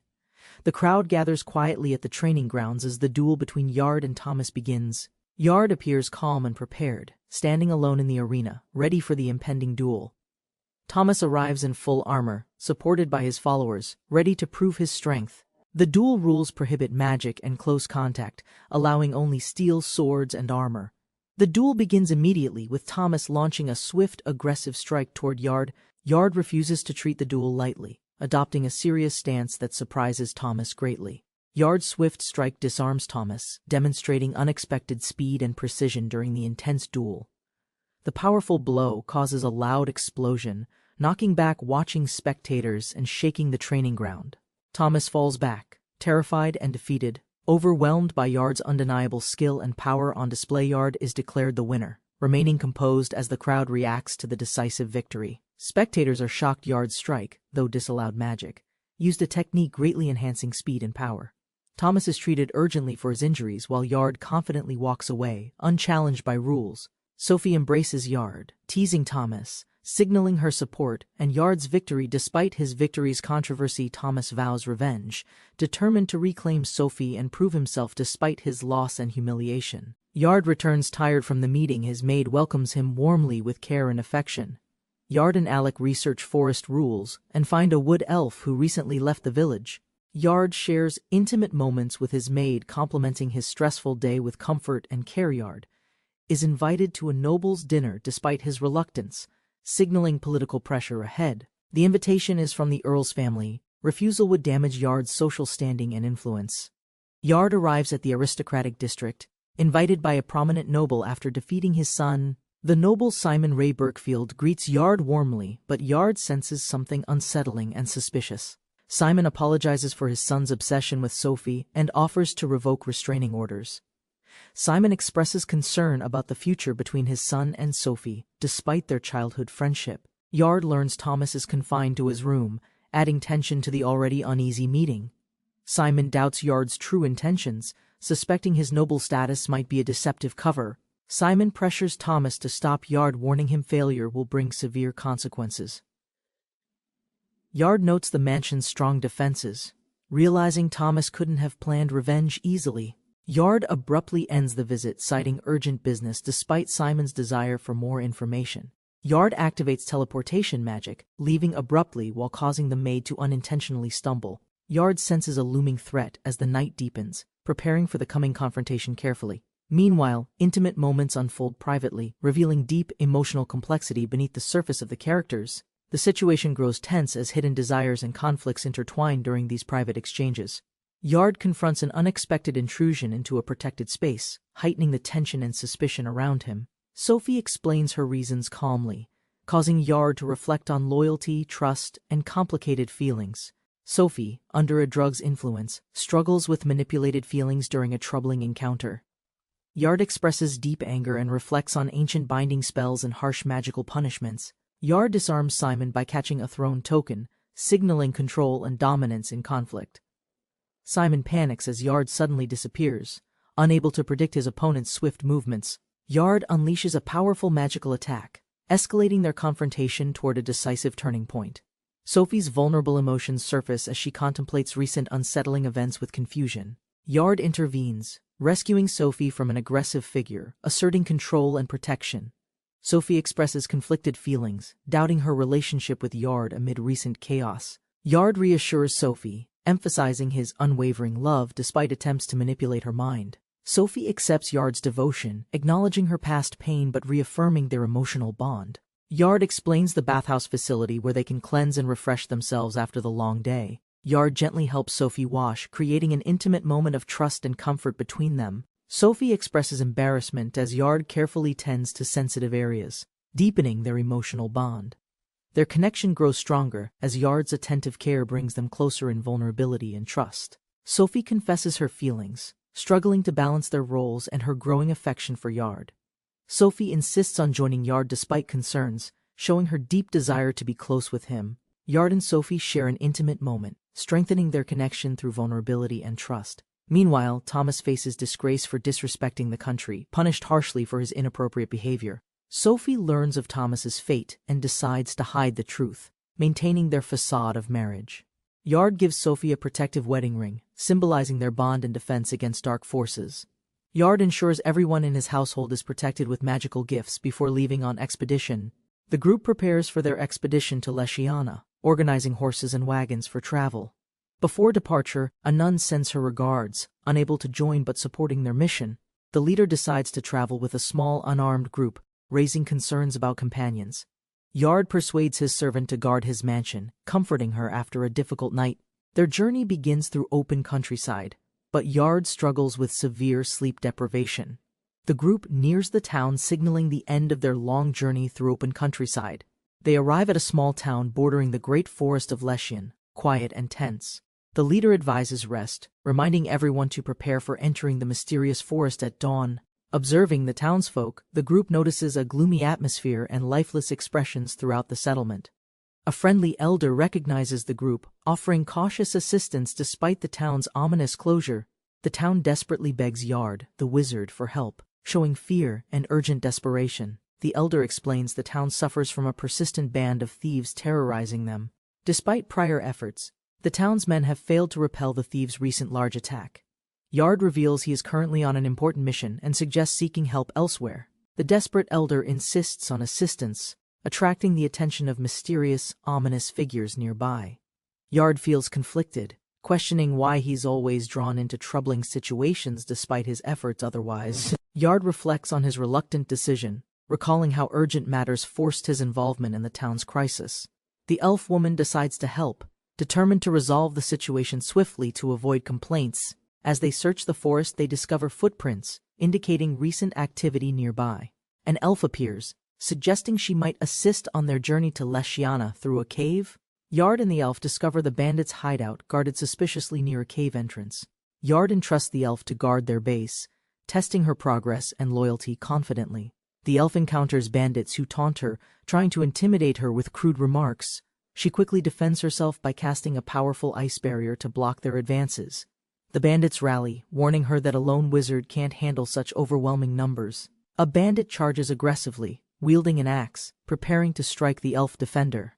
The elf counters with powerful ice magic, shattering the bandit's attack before it reaches her. Enraged, the bandits regroup and prepare a coordinated mass assault against the elf. The elf summons a complex spell, signaling Yard to observe her strategic magical ability. She unleashes a massive geyser spell, forcing the bandits back with a powerful, overwhelming force. Yard watches as the geyser spell erupts, violently scattering bandits far into the forest. The elf praises her spellcasting, while Yard warns it risks cave collapse due to hostages. They enter the cave cautiously, knowing the kidnapped women and magician remain a critical problem. A mysterious woman named Adriana appears, declaring herself the Dragon Slayer and their new challenger. Two women face each other. One suspiciously questions if the other destroyed a nearby town. The witch prepares to attack without chanting, revealing her no-signal combat strategy and readiness. They launch physical and magical strikes rapidly, attacking with sword and elemental wind powers fiercely. Both combatants reveal mutual animosity. Dark elves versus wild elves clash intensely in hostile confrontation. An observer explains the witch's magic is advanced beyond typical elves, hinting at hidden experience. The dark elf's attack suddenly pauses, challenging her opponent's resolve amid an intense magical duel. The wild elf summons earth magic, creating jagged terrain to gain an advantage in the fight. A binding ice spell traps the wild elf, tipping the battle toward the dark elf's favor. The wild elf counters fiercely with a powerful wind blast, breaking free from the ice prison. The wild elf screams, unleashing a devastating wind slash that rips through her enemy's defenses. Yard watches silently, tense and bleeding from his side, revealing serious wounds in the ongoing battle. The injured wild elf apologizes weakly, tears mixing with blood, showing exhaustion after the brutal fight. Yard mocks the fallen dark elf, asserting dominance, while the wild elf struggles to compose herself. The dark elf's companion scolds Yard, condemning his cold attitude despite the loss they suffered. The dark elf defiantly challenges Yard, refusing to accept defeat as their conflict intensifies further. Yard initiates a powerful psychic spell, surprising his opponent with an unexpected and dangerous attack. The space around them begins to tear apart, distorting reality with overwhelming psychic energy. The dark elf's soul is forcibly pulled from her body, leaving her helpless and vulnerable. She finds herself alone in a strange, empty space. Yard's spirit world, where she's trapped. Yard explains this realm is separate from reality. Her body remains safe, but powerless here. The dark elf reveals a twisted plan, offering a deadly challenge instead of a simple defeat. Yard summons monstrous spirit bodies formed from memories, promising release if she can defeat them. He mocks her Dragon Slayer title, preparing a fearsome opponent appropriate for her strength. Suddenly, the dark elf feels something break inside her, shocked by an unexpected attack.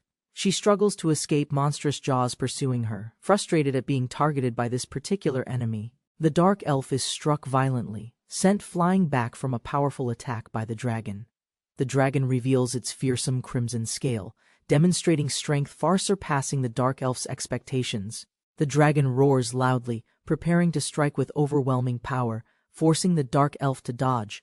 The dark elf recalls past battles, acknowledging the deadly rank gap between dragons she faced. She casts a blinding wind spell, aiming to obscure the dragon's vision and gain an edge.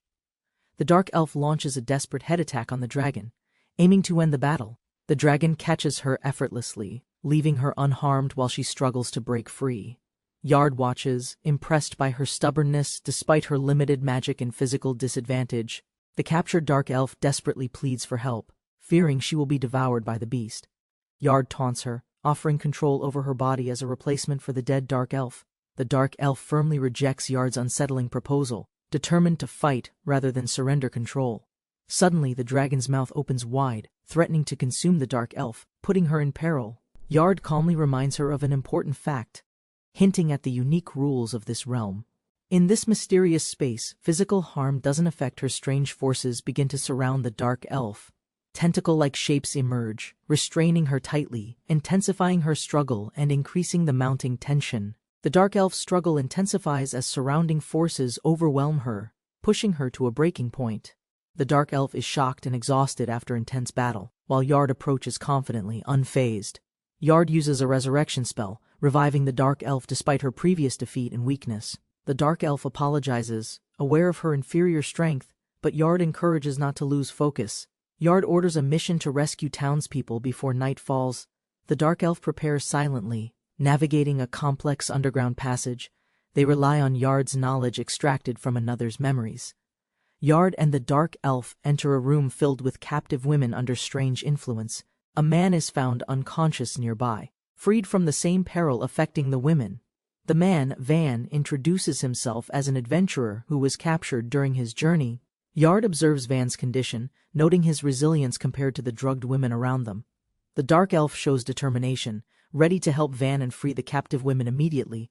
The female elf recovers after detoxification, grateful a human saved her from the dangerous situation. She explains she was captured with her husband, but hasn't seen him since their capture. Yard apologizes that all rescued captives remain with them, showing concern for their safety now. Yard offers to escort her back to Leshiana and explains their mission as kingdom envoys.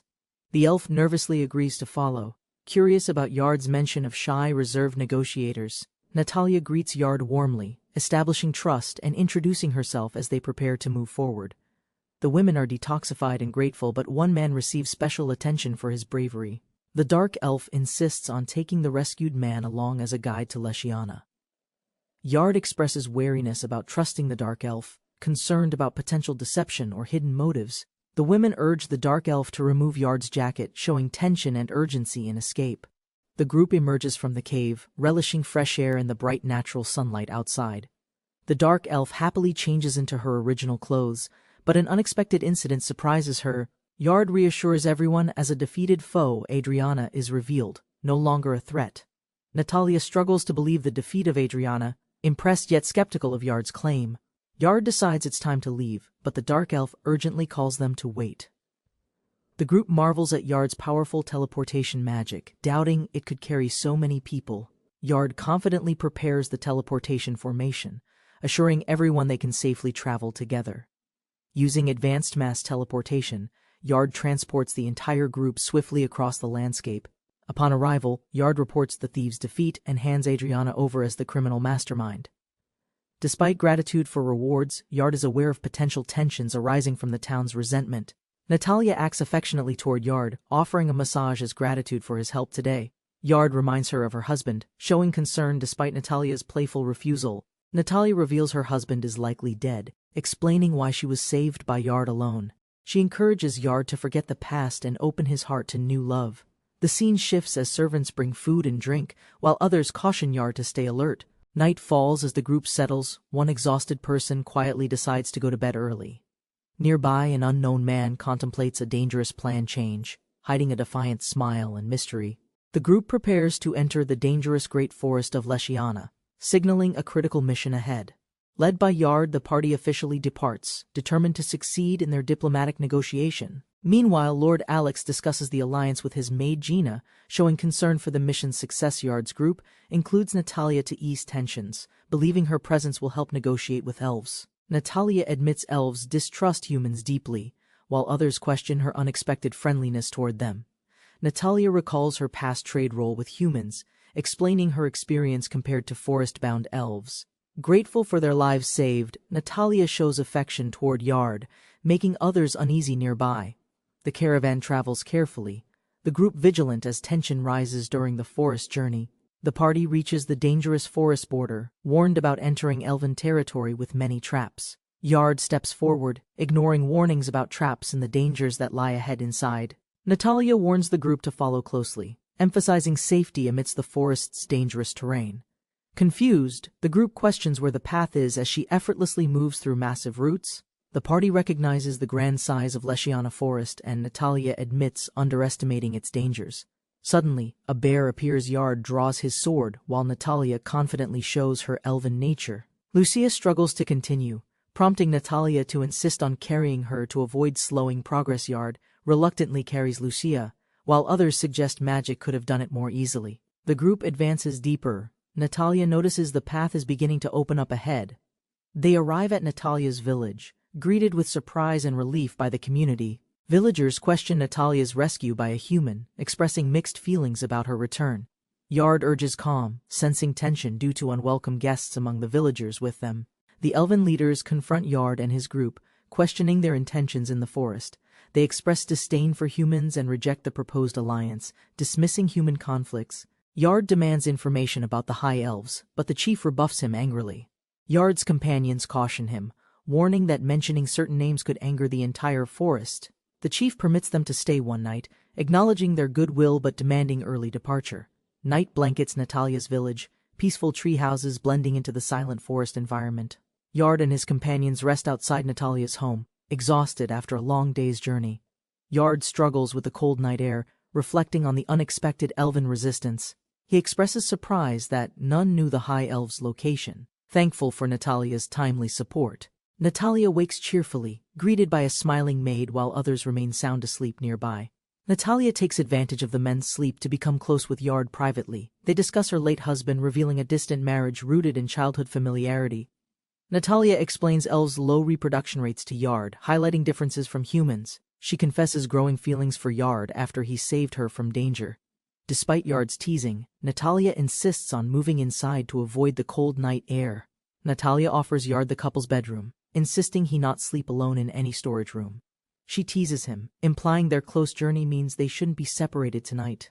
Natalia invites Yard closer, suggesting they warm up together to fight the cold night. The candle flickers quietly, signaling an intimate and tense atmosphere as the night deepens. After a restless night in a small storage room, Yard feels both relieved and uneasy. Early morning brings Natalia's visible frustration, revealing her inner conflict about the current circumstances. Concerned for her honor, she emphasizes the importance of maintaining respect in their interactions. Holding her position firmly, Natalia reminds Yard of her duties as a representative from the kingdom. Watching from a distance, Yard prefers peaceful surroundings, while others engage in vigorous training nearby. A mysterious presence observes the group, unsettling one of the companions with a knowing smile. Natalia suddenly declares she cannot continue with the group, surprising everyone with her firm decision. The group explains they want Natalia to stay, but the chief forbids her involvement. Yard warns Natalia her people might distrust her for closely associating with humans. Despite pressure, Natalia reluctantly accepts she has done enough by guiding them this far. Natalia unexpectedly gives in, leaving the group puzzled as she walks away silently, lost in thought. The scene shifts to vast mountains, marking the beginning of a challenging new phase for them. Without Natalia to guide, the party struggles through dense forests, contending with exhausting traps set around. Ambushed in a village, they face hostile villagers firing arrows, giving no chance for parley. The group scrambles to escape as orders to pursue and capture them echo through the woods. As evening falls, the exhausted group settles down in the forest, their progress still uncertain. Natalia struggles with intense discomfort from exhaustion, her body overheating despite the cool night air. Concerned, Yard questions her, but she insists she's merely tired and can continue without issue. A companion offers to cast a protective spell, though they admit their own limitations clearly. Yard steps up to cast the protective barrier, bringing quiet reassurance beneath the starry night sky. Night falls quietly. Strange creatures lurk near the group's tent, while chills settle in.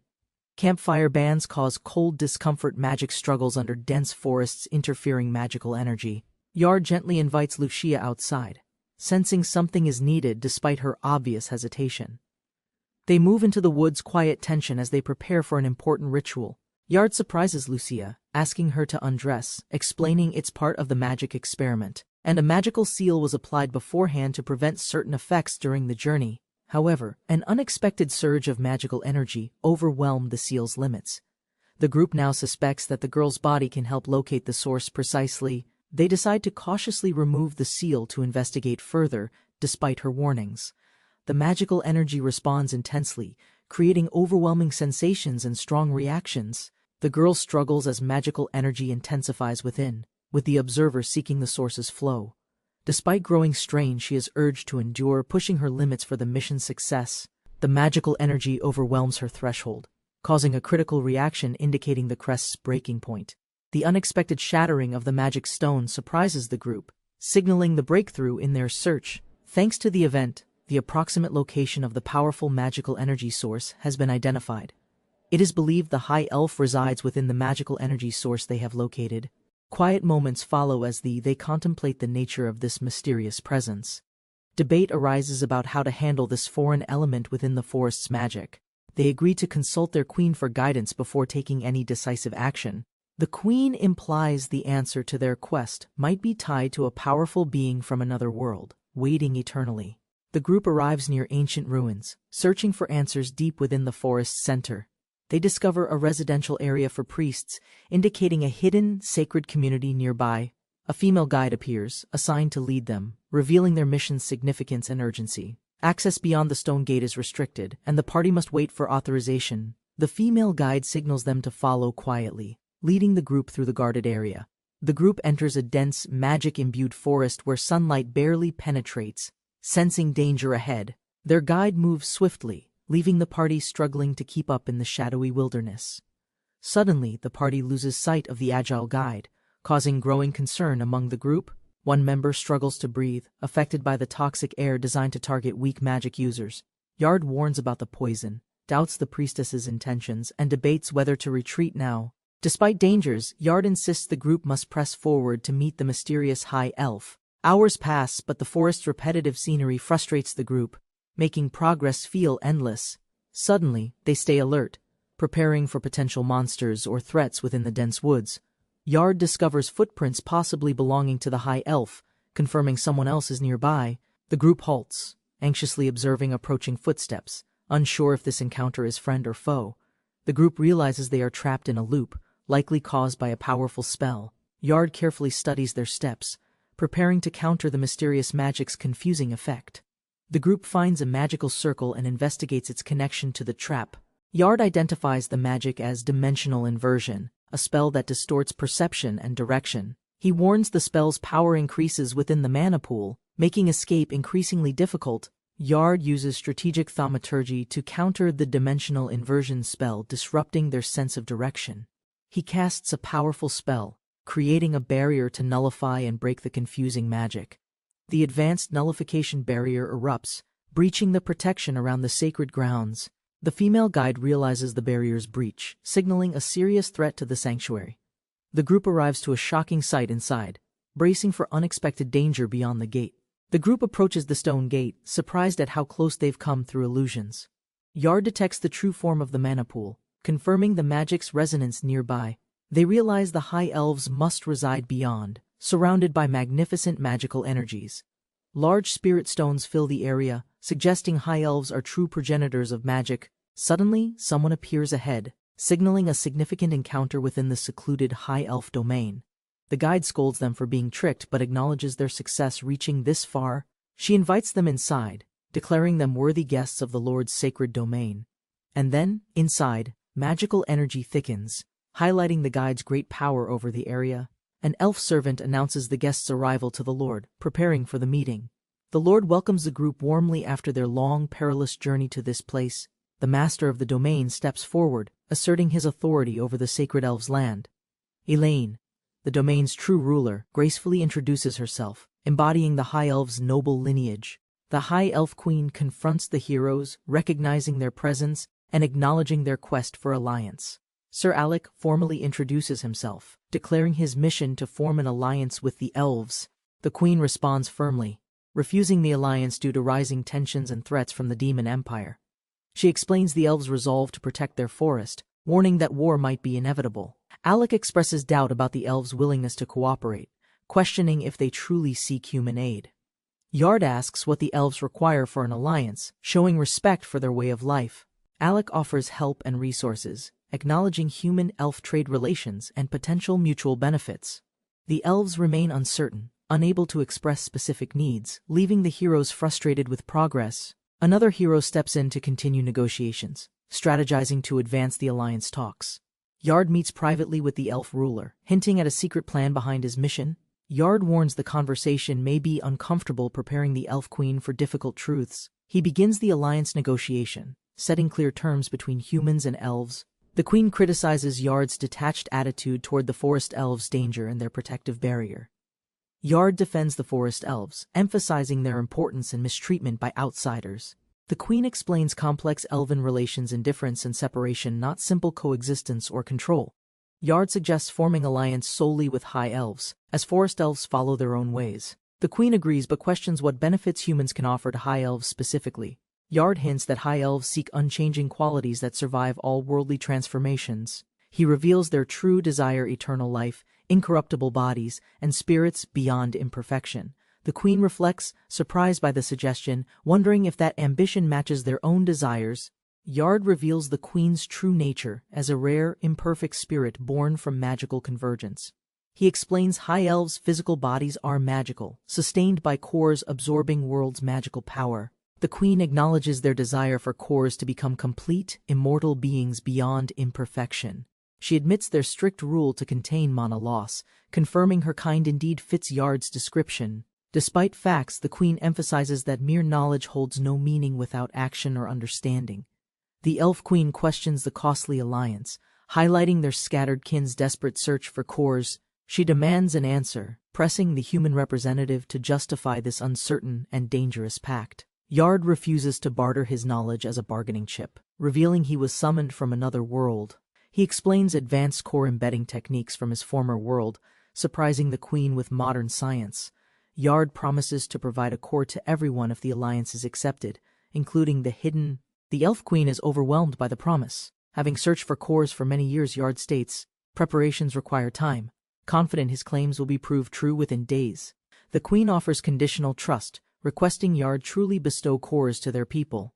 She pledges high elves' deepest gratitude in return for receiving the promised cores, and then, in exchange, they vow eternal loyalty to Yard, establishing a lasting alliance. Yard reassures allies despite mysterious tremors, confident the alliance will proceed without issues. He confirms the contract and reminds his companion about credit rewards from their negotiations. Yard reflects on his past, determined not to let his ambitious power-seeking ruin him. Returning home, Yard is warmly welcomed by Natalia and friends, signaling a hopeful new beginning. In the shadows, Yard and cloaked allies discuss plans, tension simmering amongst them in the eerie ambiance. Among the group, an elf catches attention, captivating others with her confident demeanor and charm. As they prepare to explore ancient ruins, Yard acknowledges potential dangers awaiting the group ahead. Yard discusses strategies with fellow leaders, while the playful elf disrupts the serious mood with antics. In a hidden clearing, they gather around a cauldron, plotting their next move under watchful eyes. Yard and the elf share a charged moment, their emotions conflicting as they draw closer. Under a crescent moon, an eerie atmosphere surrounds them, hinting at deeper connections and secrets. Tension builds as the elf, feeling vulnerable, quietly contemplates her feelings toward Yard and their bond. As emotions swirl, they navigate their attraction amidst uncertainty, each unsure of the other's intentions. In a transformative moment, Yard and the elf confront their feelings, revealing their inner turmoil and desires. As sensations heighten, emotions swirl, leaving Yard questioning his feelings towards the enchanting elf. In a moment of vulnerability, intentions become clearer, igniting an undeniable bond between them. Yard contemplates the impact of their connection, pondering why he's been drawn to her until now. An unexpected revelation about a mystical substance unveils secrets, further complicating their relationship. As they navigate the aftermath, both grapple with feelings of affection and the reality of their choices. Yard finds himself captivated by the elf, their playful banter masking deeper feelings bubbling beneath the surface. Amidst lighthearted teasing, the elf reveals her intentions, sparking confusion within Yard about their connection. Surprised by the elf's remarkable abilities, Yard realizes the depth of her power and charm.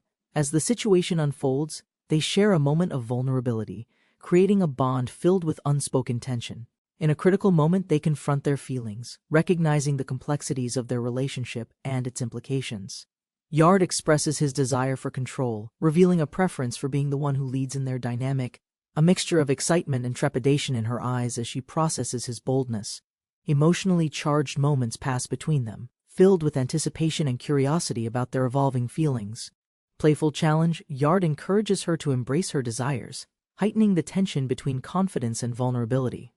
As they navigate this intense connection, they confront their desires and the implications of their choices, solidifying their bond. A cheerful elf surprises her master with a playful wake-up call, emphasizing their close bond. Meanwhile, chaos unfolds elsewhere as a swordsman grapples with a sudden commotion, confusion etched on his face. The atmosphere thickens when serious discussions arise about Yard's choices, revealing unexpected consequences of last night's events.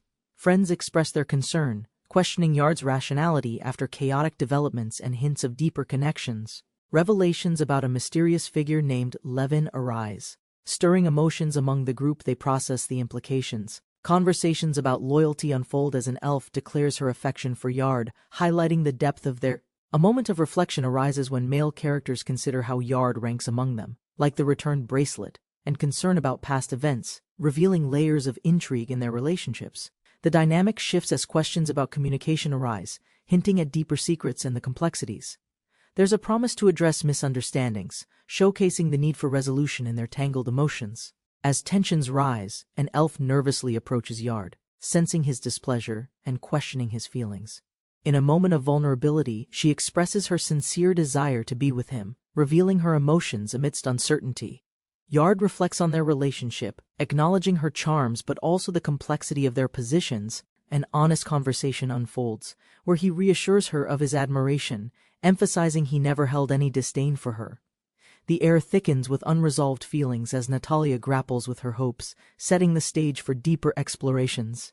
Yard takes responsibility for the situation, promising to ensure the elf's safety and return. The elf joyfully embraces Yard, expressing her unwavering love and commitment to him. She contemplates how to explain their situation to others, feeling content in their bond.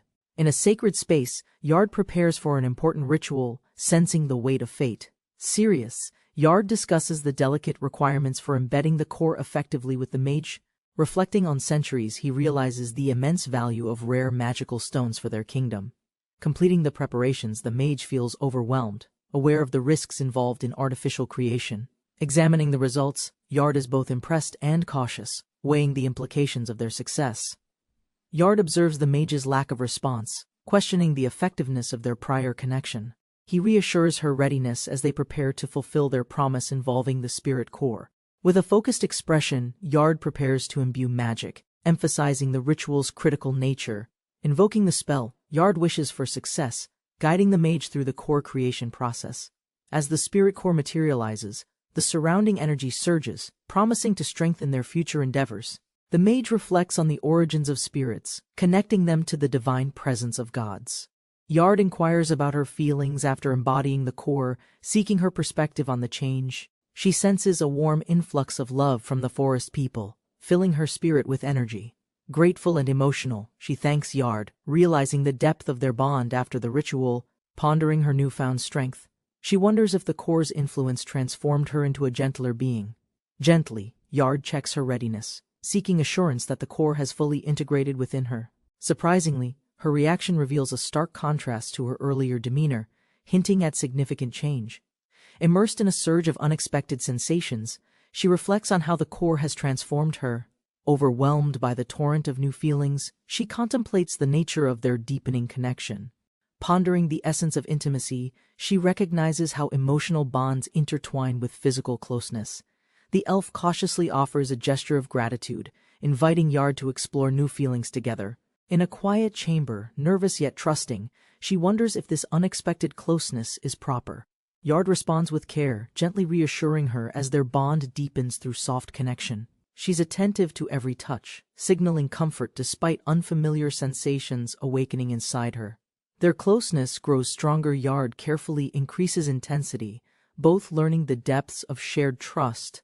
The elf's emotions deepen as she experiences overwhelming sensations, revealing her vulnerability and Yard's attentive presence. Despite previous concerns, Yard finds reassurance in her response, affirming trust and mutual care between them. Emotional waves wash over her, with Yard supporting her through unfamiliar and intense moments of connection. Time seems to blur as they lose themselves in the intensity of their shared experience. Deepening their bond shifts as others become aware of their closeness, leading to gratitude and reflection on the moment. The group of elves thanks the man, expressing deep gratitude for restoring their joy and purpose. Overwhelmed yet determined, he struggles with demands but remains committed to supporting the enchanted elves. The elf promises to uphold their shared commitment, signaling a new phase in their alliance. The high elves formally pledge loyalty to the man, binding themselves in a solemn oath. He accepts their vow but warns to keep the alliance secret, ensuring cautious public conduct. The group prepares to leave. Some are surprised by the sudden decision to depart quickly. An elf requests to stay longer, wanting to learn more about Yard before parting ways. The companions share close moments, reviewing their experiences while playfully bonding around Yard. Traveling through difficult mountain paths, tension grows due to the need to avoid forest dwellers. They cautiously navigate, aware contact with the forest elves must wait to prevent conflict. Two elves debate the Empire's alliance, expressing doubt while passing through a dark, dense forest. As the offer's refusal looms, they prepare for consequences that could end Leshiana's future. Kraft returned from his mission, concerned about Lucia's condition, who remained weak after her ordeal.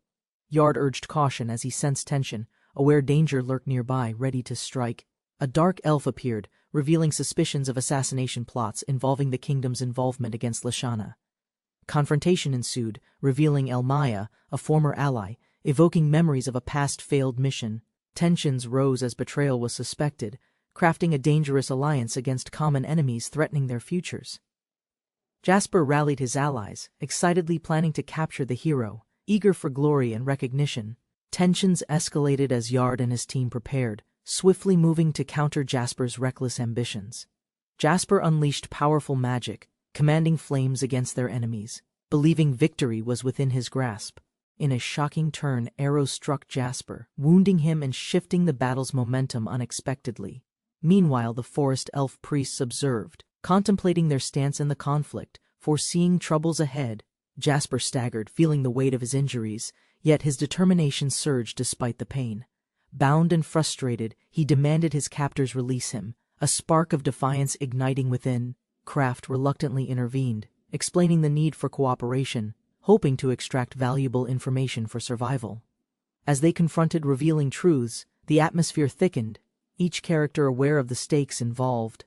With trust hanging by a thread, they navigated delicate conversations, balancing tension and the quest for understanding. Despite captivity, the captive insists on loyalty, refusing to betray like former comrades, showing strong resolve. The interrogator acknowledges her courage but warns that magical means may soon be used to extract truth. Meanwhile, a guard watches uneasily as disturbing sounds emerge from the interrogation, signaling rising conflict. Yard approaches cautiously, sensing the captive's struggle and the intense atmosphere surrounding the tense encounter. The interrogator returns, noting the captive's resilience and warning that patience may be wearing thin. Kraft appeals for the captive's immediate care, suggesting cooperation over further suffering for all involved. Faced with a difficult choice, Jasper struggles internally, torn between duty and compassion. Kraft presents the mission as a critical opportunity, emphasizing its importance despite risks. Jasper expresses desperation, relying on the support of his allies to face the uncertain challenge. The interrogator's expression hints at satisfaction, revealing a deeper, possibly darker agenda behind the scenes. The captive receives unexpected healing, causing confusion and a shift in the captive guard dynamic. The interrogator changes tactics, indicating that pain alone won't force cooperation this time. Commands escalate, provoking resistance as boundaries are pushed, raising alarm and concern nearby.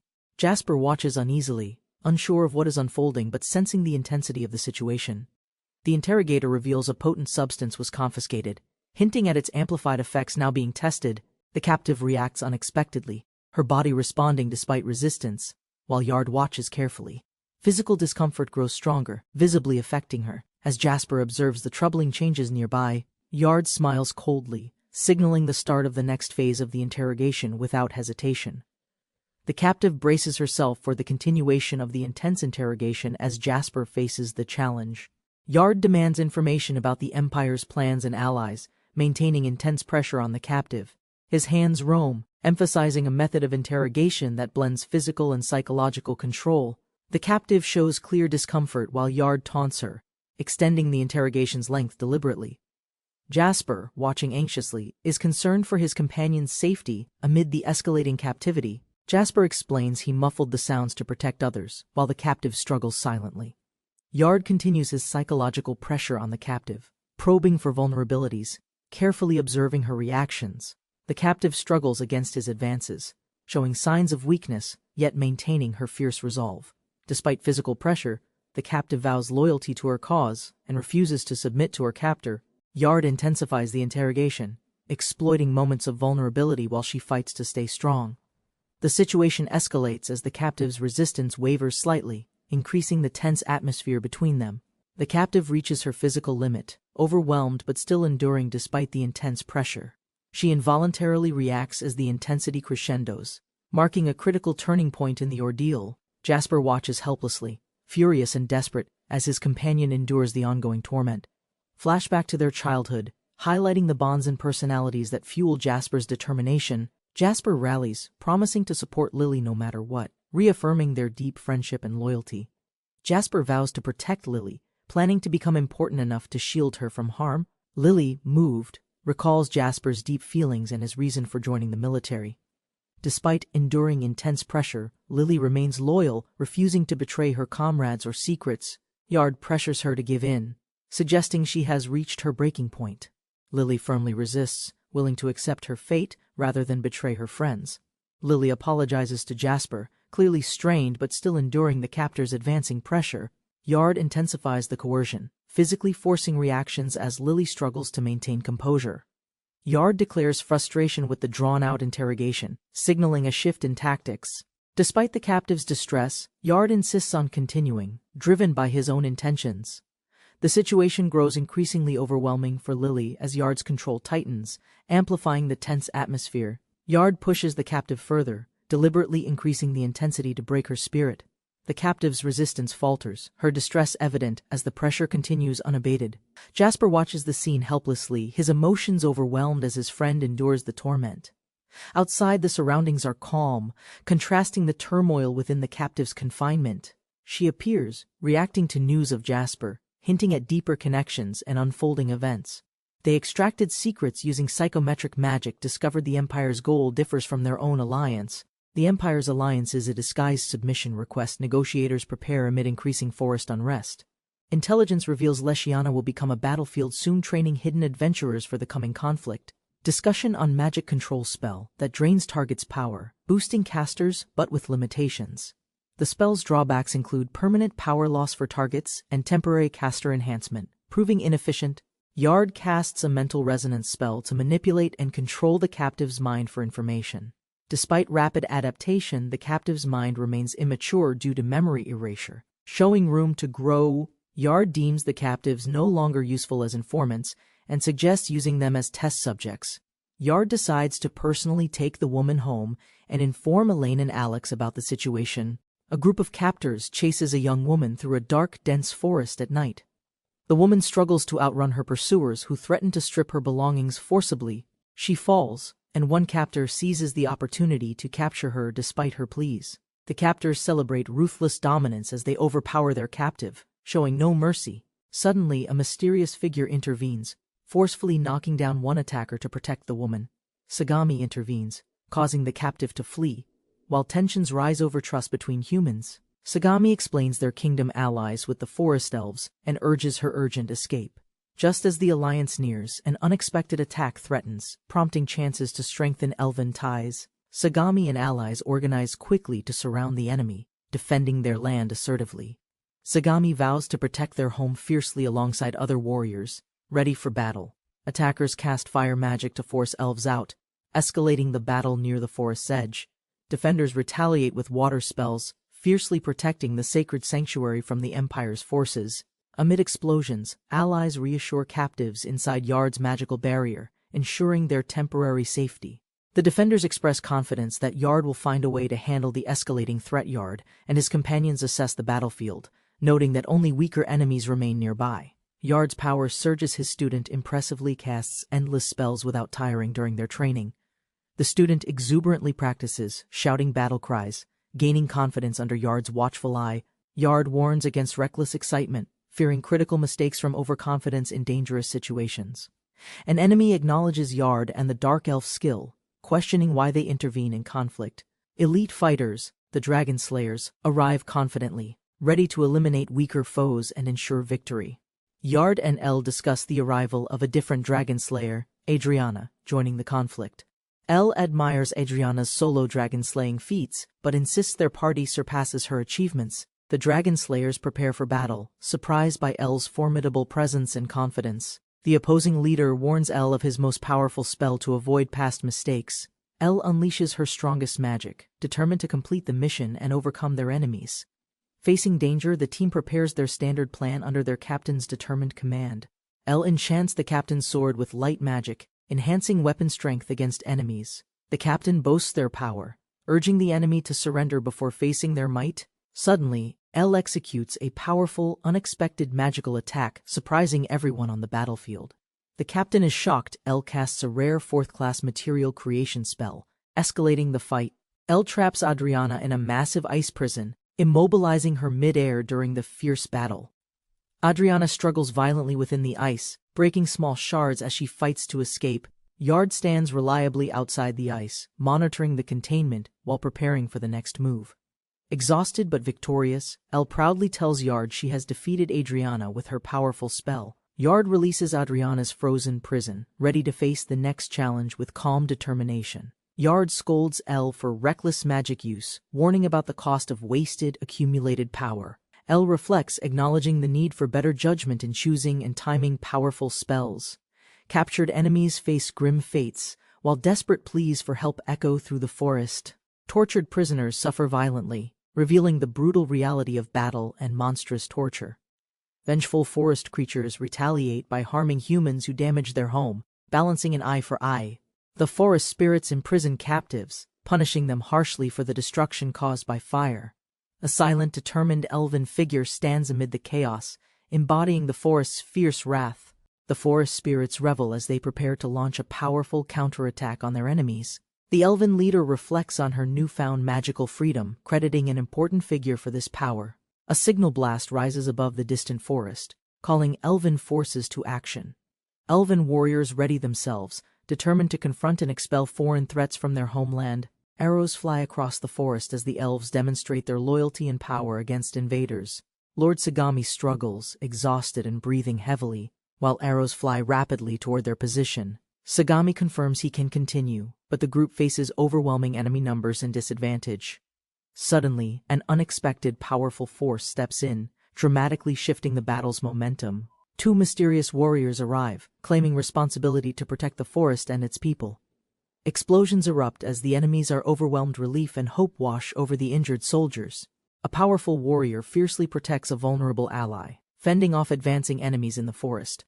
The warrior, strained and exhausted, begins losing balance as the intense battle wears them down. Enemy forces panic and flee as a mysterious pain splits their heads with an unseen force.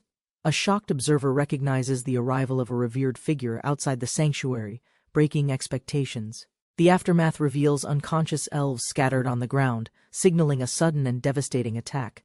Elven scouts search desperately but realize humans have surrounded them, leaving no escape routes remaining. Humans plan to capture non-combatant elves, separating males from vulnerable females in a ruthless approach. An elf wonders if alliances with humans earlier might have prevented this dire situation. Suddenly, a mysterious light appears, creating a magical barrier that surprises the humans. Two powerful elves arrive, apologizing for their delay, ready to turn the battle around. Two powerful elves arrive, offering immediate healing to the wounded before any introductions are made. The chief is amazed to see healing magic performed instantly, without any spoken incantation.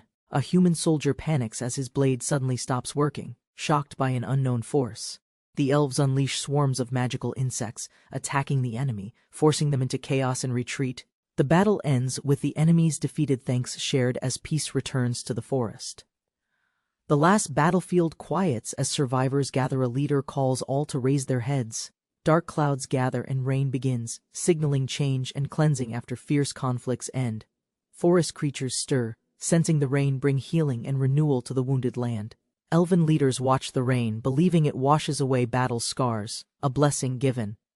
Elaine, a high elf descendant, steps forward to address the people of the forest. The crisis ends, thanks to the forest elves' faith and hidden support throughout the battle.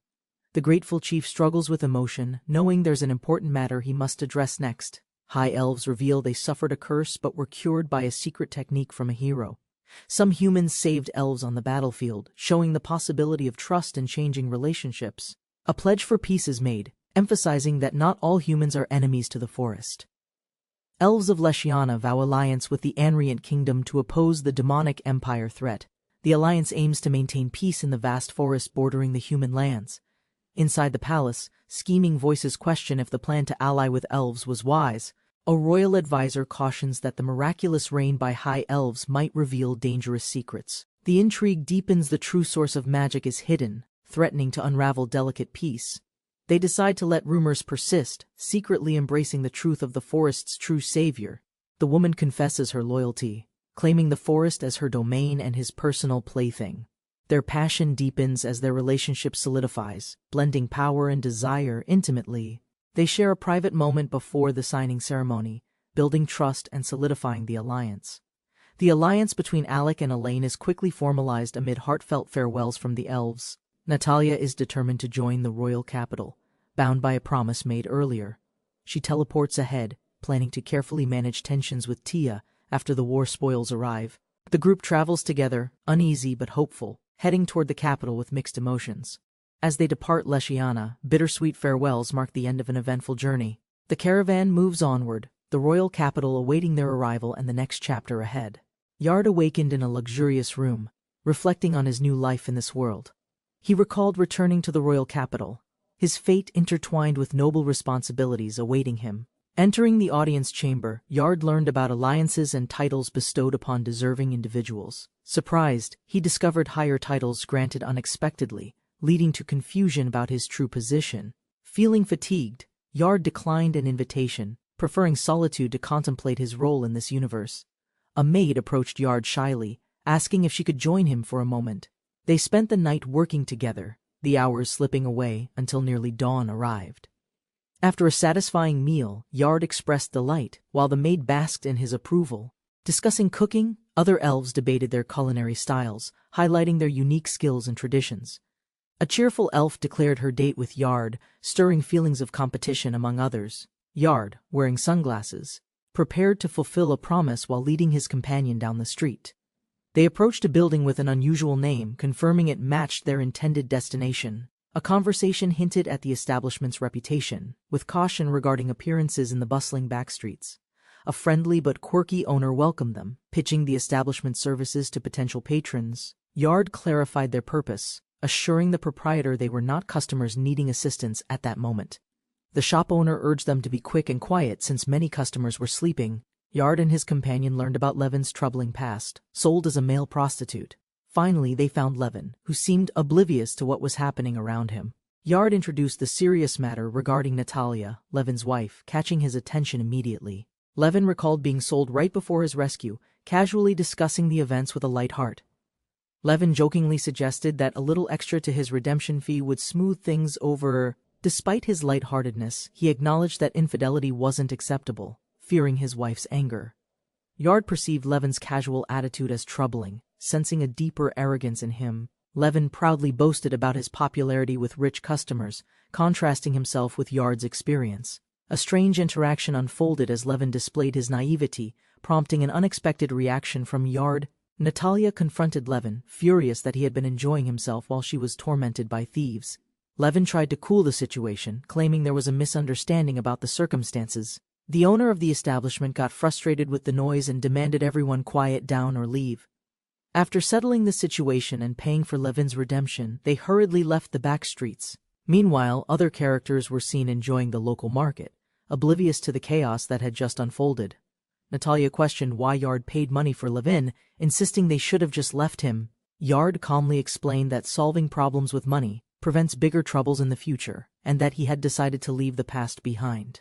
Natalia affectionately clung to Yard in public, calling him wonderful, causing him to blush and protest. Natalia proudly declared herself the lover of a hero, prompting surprise and murmurs from nearby onlookers. And then, Yard, embarrassed, reacted to the attention as a mysterious figure appeared. Natalia waited impatiently. Yard had urgent matters and vanished. She decided to enjoy herself alone today. Walking through the royal capital's narrow alleys, Natalia searched for interesting shops to explore on her own. She happily ventured deeper, excited to discover unique items and experience the city's hidden charm. Suddenly, two cloaked figures confronted Natalia, blocking her path with intimidating presence and concealed weapons. They eyed her cautiously, sensing something unusual, while Natalia realized danger was approaching far too quickly. Yard sat quietly at the cafe Happy Time while a waitress tried to get his attention. Though appearing passive, Yard listened carefully, pondering the serious matters weighing on his mind. The Grand Cathedral buzzed with rumors accusing Yard of inappropriate relations with elves, threatening him severely. Yard acknowledged the rapid spread of false gossip, which stemmed from the recent public incident. According to Phaelis, the church viewed Yard as devout, but misunderstood his close relations with elves. Criticism arose after El was brought as a disciple, but Natalia's situation overshadowed it. Though removed from the expedition, Yard questioned the kingdom's inconsistent stance on elven-human relations. Phaelis expressed hope for unity between humans and elves despite differences and ongoing tensions. Phaelis warned Yard to be cautious, causing unease as the warning carried hidden implications. Yard decided to stay in his mansion, planning to consult oppositional church authorities on the matter. Yard marked Natalia with a powerful spell after sensing her life force rapidly declining unexpectedly. Yard quietly left money on the table and exited the cafe unnoticed by the waitress. Natalia's sudden disappearance shocked the waitress as the empty table confirmed the mysterious exit. Natalia was captured by hooded men, visibly distressed and restrained in a dark, narrow alley. The captors taunted Natalia's pain but promised to spare her life despite her heretic status. The attacker raised his blade to strike Yard, confident in ending the confrontation decisively.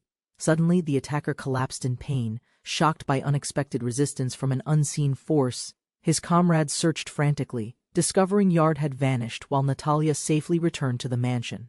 Yard swiftly defended against a new threat, conjuring a magical shield to block incoming attacks. Yard revealed immense magical strength, surprising enemies who underestimated him as merely a common thug.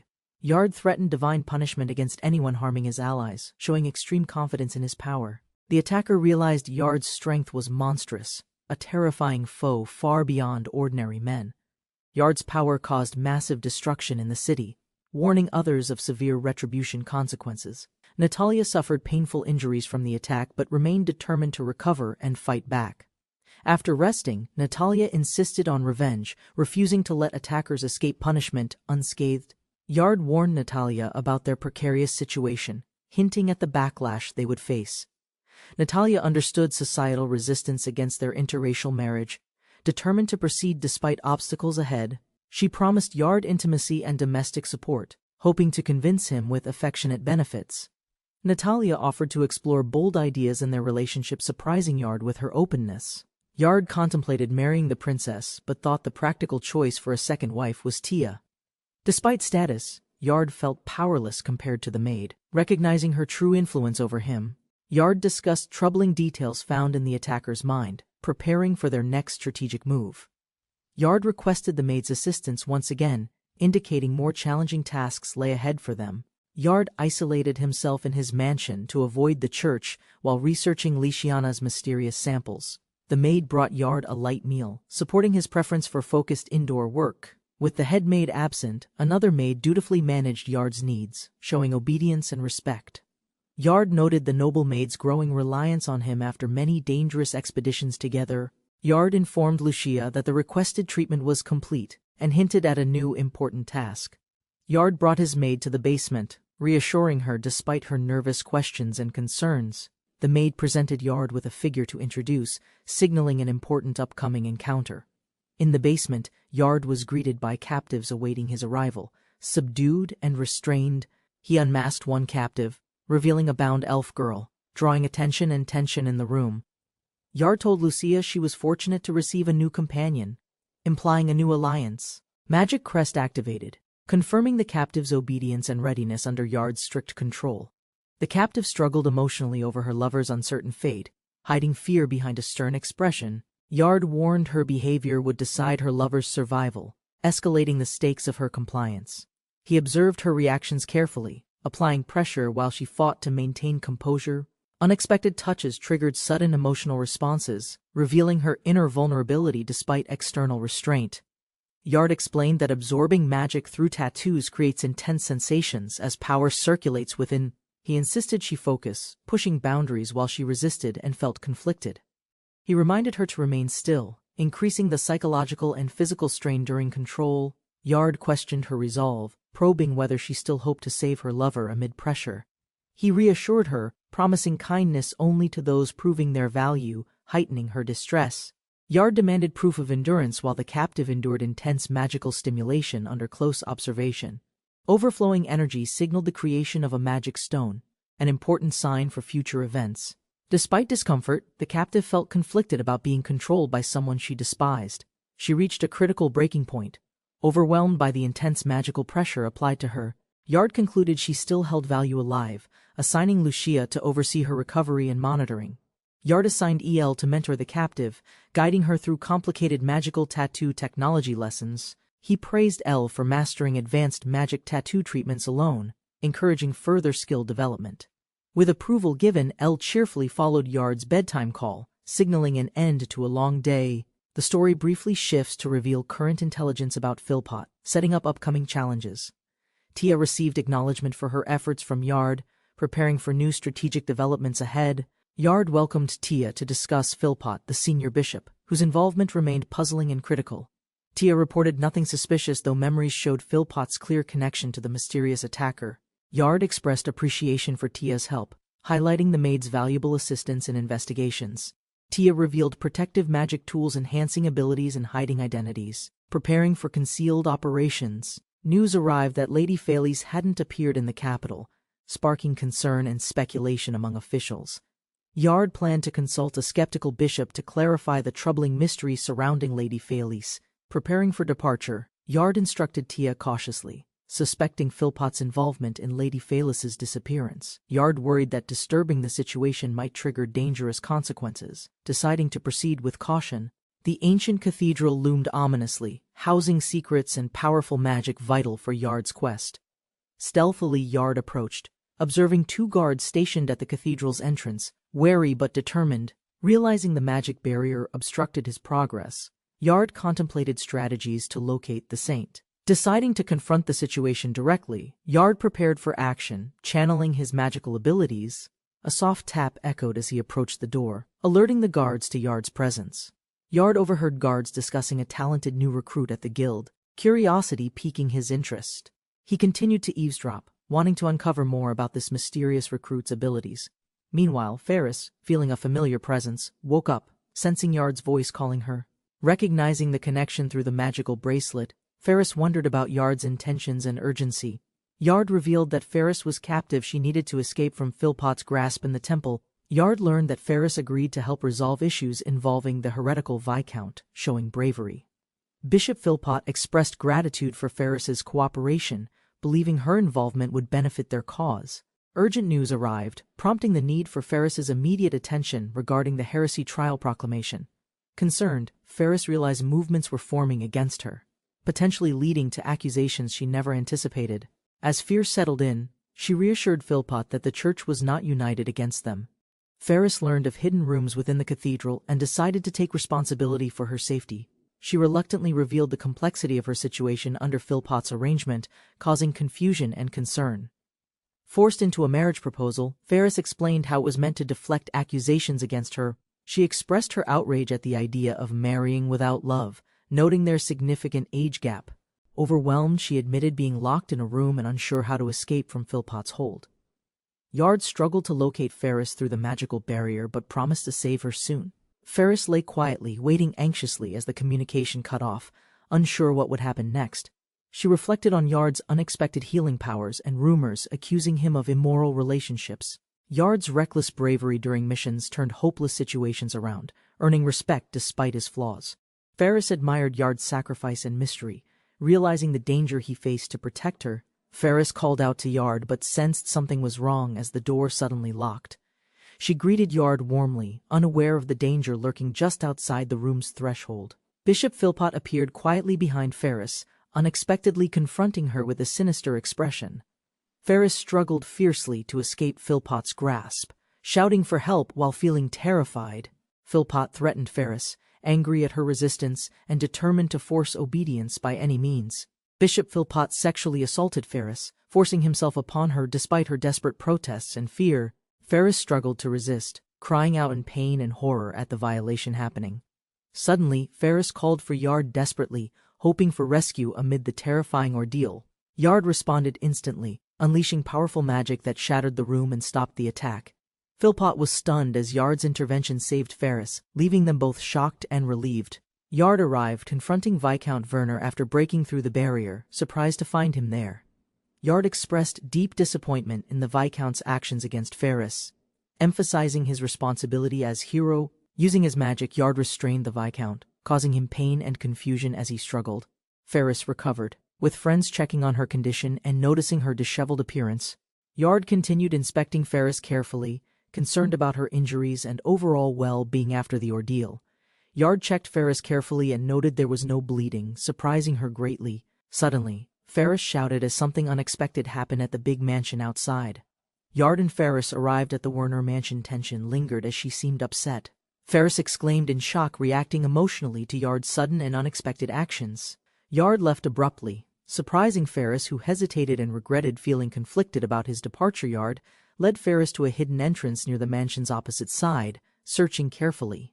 They discovered a secret staircase underground, rumbling ominously as they hesitated at its entrance. Yard explained the hidden refuge was designed for safety during external threats and dangers. Ferris admired the surprisingly normal, bright, and cozy sorcerer's hideout built underground for safety. Yard explained that she could stay hidden here safely until the church situation settled down. Despite feeling cramped, Yard reassured Ferris they could manage by adding another bed nearby. Yard emphasized their shared hardships and friendships, asking Ferris to trust him fully. Ferris accepted his help with a smile, trusting Yard as he prepared the bedding. Ferris expressed heartfelt gratitude to Yard for saving her and supporting her during the crisis. She awkwardly apologized for slapping him, admiring his bravery and heroic appearance under pressure. Yard questioned reality, feeling everything he knew seemed to have been dismissed or treated as fake. Alone, Yard reflected quietly while writing notes in the safe hideout, contemplating recent events deeply. Tia appeared, bringing fresh clothes and a royal letter, urging Yard to check it immediately. Tia finds Yard unconscious, her surprise filling the quiet room with sudden tension. She gently tries to wake him, care mixed with worry in her eyes. Persistence grows as she attempts again, their closeness building quiet intensity between them. Ferris hides nearby, overwhelmed by confusion seeing Yard with Tia unexpectedly intimate. She feels hurt and conflicted, tension mounting as Yard's attention shifts away from her. Yard's touch surprised Tia, stirring unexpected feelings she hadn't anticipated in the quiet hideout.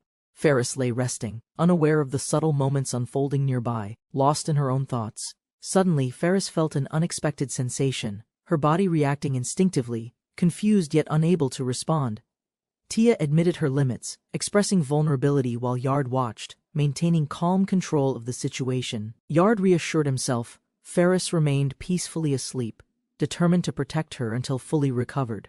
Tia struggles with her inner conflict, trying to maintain composure despite overwhelming emotions nearby. Torn between duty and feelings, she wrestles silently with the situation unfolding in the quiet room. The intensity grows as both characters become entwined in a delicate and complicated moment together.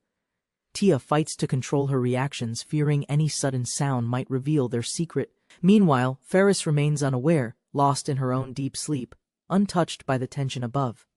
After an intense experience, the saint lay exhausted, feeling overwhelmed but deeply satisfied. She silently wished for just one more chance, lingering in the quiet aftermath. Time passed, both slept soundly, recovering from the emotional and physical toll. Upon waking, they reflected on the previous day's impact, acknowledging how strong it had been. Despite everything, the saint prepared to continue her daily routine, determined not to lose focus. The main character reads a secretive letter from Sophie about the Inquisition's troubling influence. Frustrated by the Church's unchecked power, he contemplates the difficulties of dealing with authority. He reflects on a story about the ancient kingdom, where the Church wields more power than nobles. The kingdom's people are all considered believers, making rebellion or reckless actions nearly impossible. Despite the complex challenges, he remains calm and determined to find a way forward. Yard reveals a mysterious gemstone, explaining it can reveal hidden truths through memories. Sophie feels uneasy, sensing the gemstone's ominous energy, despite Yard's casual explanation. Suddenly, the gemstone unexpectedly shatters, surprising both characters and raising concerns. Yard dismisses the failure with amusement, hinting that predictable outcomes would be dull. He reflects on a deeper conspiracy, recognizing the true mastermind lies beyond the current threat. The challenge begins as Yard confidently chooses his own path, while Sophie encourages him with hope. As night falls, Sophie arrives for the secret meeting, determined and ready to discuss important matters. Yard greets Sophie warmly, their past connection evident as they prepare for a serious conversation. They share a quiet moment, expressing mutual anticipation and the weight of the upcoming discussion. Sophie apologizes for delays, but shows understanding, acknowledging the complex political situation with calm resolve. She reveals a special plan developed during their time apart, hinting at hope for resolution. Sophie shows warmth and confidence, drawing Yard closer as their bond strengthens quietly yet meaningfully. Unexpected visitors arrive, heightening tension as Sophie reacts with calculated composure to the new development. The king's arrival surprises everyone, signaling an urgent and important shift in the unfolding events. Yard reassures the Viscount warmly, hinting at trust and alliance amid the sudden visit. The king reveals a serious request, setting the stage for critical decisions and future challenges. Yard and Sophie respectfully request the king's blessing, signaling their intention to formalize their union. The king contemplates the request seriously, his expression revealing the weight of the decision ahead. The king questions the timing, showing skepticism about the sudden announcement of their relationship. Sophie explains the political advantages of their marriage amid the church's divided factions and rising threats. The king agrees the plan is strategically sound but points out Yard's current status complicates matters. Sophie suggests using authority to force marriage, but the king warns nobles would rebel immediately. The king advises achieving an undeniable feat, one that earns respect from all factions. He cites conquering the Astoria fortress as an example of such a decisive accomplishment. Yard feels uneasy as Sophie asks about the fortress, sensing rising tension around their plans. Sophie explains the fortress's strategic importance as the Demon Empire's heavily guarded military base. The king entrusts Viscount Werner with Sophie, expecting him to handle the fortress's challenge. Yard feels conflicted, sensing Sophie and the king's plan weaving him into their strategy. Yard commits to proving his loyalty and innocence regarding accusations of heresy from the church. Yard expresses determination to unite with Sophie, willing to give everything for their bond. The king approves Sophie's persuasion, deciding to cooperate and support the unfolding political plan. The king orders the nobles to capture Astoria fortress, signaling serious commitment to the plan. The king acknowledges doubts about Yard but offers military aid to ensure the fortress's conquest. Yard accepts the king's support, preparing for the difficult task ahead with gratitude and resolve. Yard contemplates the political challenges, wondering if a transfer away from church tensions is possible. An unexpected man approaches Yard, seeking a private conversation that could alter current events drastically. Prince Robert reveals himself, demanding clarification about earlier statements, surprising Yard and others in the room. Robert angrily condemns Yard's claim that only 100 soldiers are needed for conquest. Yard admits his past failures but insists on the difficulty of capturing the imposing fortress. Yard reflects on prior attempts, acknowledging the fortress's strength and advising a larger force for success. Yard argues that magic changes combat dynamics, so a large army might be unnecessary in this world. Yard plans a surprise attack with magical chaos, avoiding siege warfare to maintain speed advantage. Yard admits his limited knowledge but seeks advice to adapt and strategize effectively in battle. Prince Robert arrives, dramatically offering Yard extensive intelligence materials to aid in conquering the fortress. Robert explains these resources cover enemy defenses and terrain, emphasizing their usefulness for the campaign. Robert insists his support is for the kingdom's benefit, not personal favor, displaying hidden loyalty. Yard's brother urges him to survive the dangerous mission, emphasizing the importance of coming back alive. Yard's sister has grown into a strong woman, deeply attached to him and his fate. Yard faces pressure from his brother, who fiercely protects their sister's emotions and well-being. Elle trains rigorously, driven by ambition to increase her mana capacity quickly and effectively. She practices mana depletion repeatedly, struggling to activate magic formulas despite exhaustion and strain. Yard observes her training with a serious demeanor, analyzing her determination and methods closely. Elle endures intense physical pain while learning to replenish mana through external sources, pushing limits. Yard taught her the most demanding technique, balancing curiosity and harshness to maximize her mana growth. Yard notices Elle's exhaustion, suggesting she rest and recover before continuing her intense mana training. Yard explains a new spell, Daydream Hallucination, designed to attack the fortress psychologically and disrupt defenses. Elle learns the spell differs from hypnosis. With a broader range of influence over many people, Elle commits to mastering the spell quickly, aware of the limited time before departure. Elle questions the timing of the mission. Yard is confronted about his potential marriage to Princess Sophia. Yard's sharp perception reveals his true motivation to avoid standing out despite seeking major achievements. The plan, proposed by Sophia and backed by the king, serves the church's interests as well. Elle silently wrestles with the weight of the mission, uncertain and uneasy about her role. Elle timidly asks if she is truly accepted despite her doubts about her standing. Yard reassures Elle she is valued even if not the first wife, showing his care. Yard loudly confesses his love, breaking years of silence and surprising Elle completely. Elle clings to Yard, overwhelmed by his unexpected emotional declaration and vulnerability. She recalls their past, especially when Yard took her hand despite her lost memories. Elle affirms that her life started when she met Yard, seeing him as her world. The confession shakes Yard deeply, making him realize this moment cannot be ignored or brushed off. Yard struggles to express his feelings to Elle, torn between duty and emotion. Elle seeks to stop him, desperate to resolve the tension before it escalates. Elle insists she must prioritize mastering the new spell despite Yard's unanswered questions. Elle abruptly leaves the room, determined to focus solely on her training. The maid notices Elle's sudden departure, concerned about her emotional state and resolve. Under the quiet moonlight, a realization dawns, shifting thoughts about their complex situation. Intimate moments reveal mutual attraction, yet unspoken feelings and roles create underlying tension between them. Despite personal feelings, professional boundaries blur as the master acknowledges their unique connection and responsibility. The maid suggests nurturing hope for Elle, worried about her emotional and mental resilience. Encouraged gently, the master is given permission to act naturally, blending affection with careful consideration. Yard plays alone in a vast world, lacking guidance, exploring freedom within imaginary realms. The woman reminds him rules matter, but enjoyment and genuine connection are most important. She confesses desires to not be forgotten, struggling with her identity and place beside him. Others in the mansion quietly develop feelings for Yard, aware of the complex situation. Yard acknowledges the reality of multiple affections, preparing himself for the challenges ahead. After Elle confessed again, she withdrew to her room while expedition preparations steadily advanced without pause. Yard struggled with decisions, feeling uncertain about how to proceed as tension quietly grew inside. A companion gently asked about Yard's mood. He revealed stress from the impending expedition weighed heavily. Yard acknowledged the expedition's departure in 3 days, adding urgency to final preparations and unresolved concerns. Reassured by protections and reinforcements, Yard offered comfort, confident the mansion's defenses and bracelet ensured safety. A young woman pledges her magic protection to Yard, showing newfound trust and affection. Yard reflects on her changed demeanor since arriving at the mansion, recognizing her growth.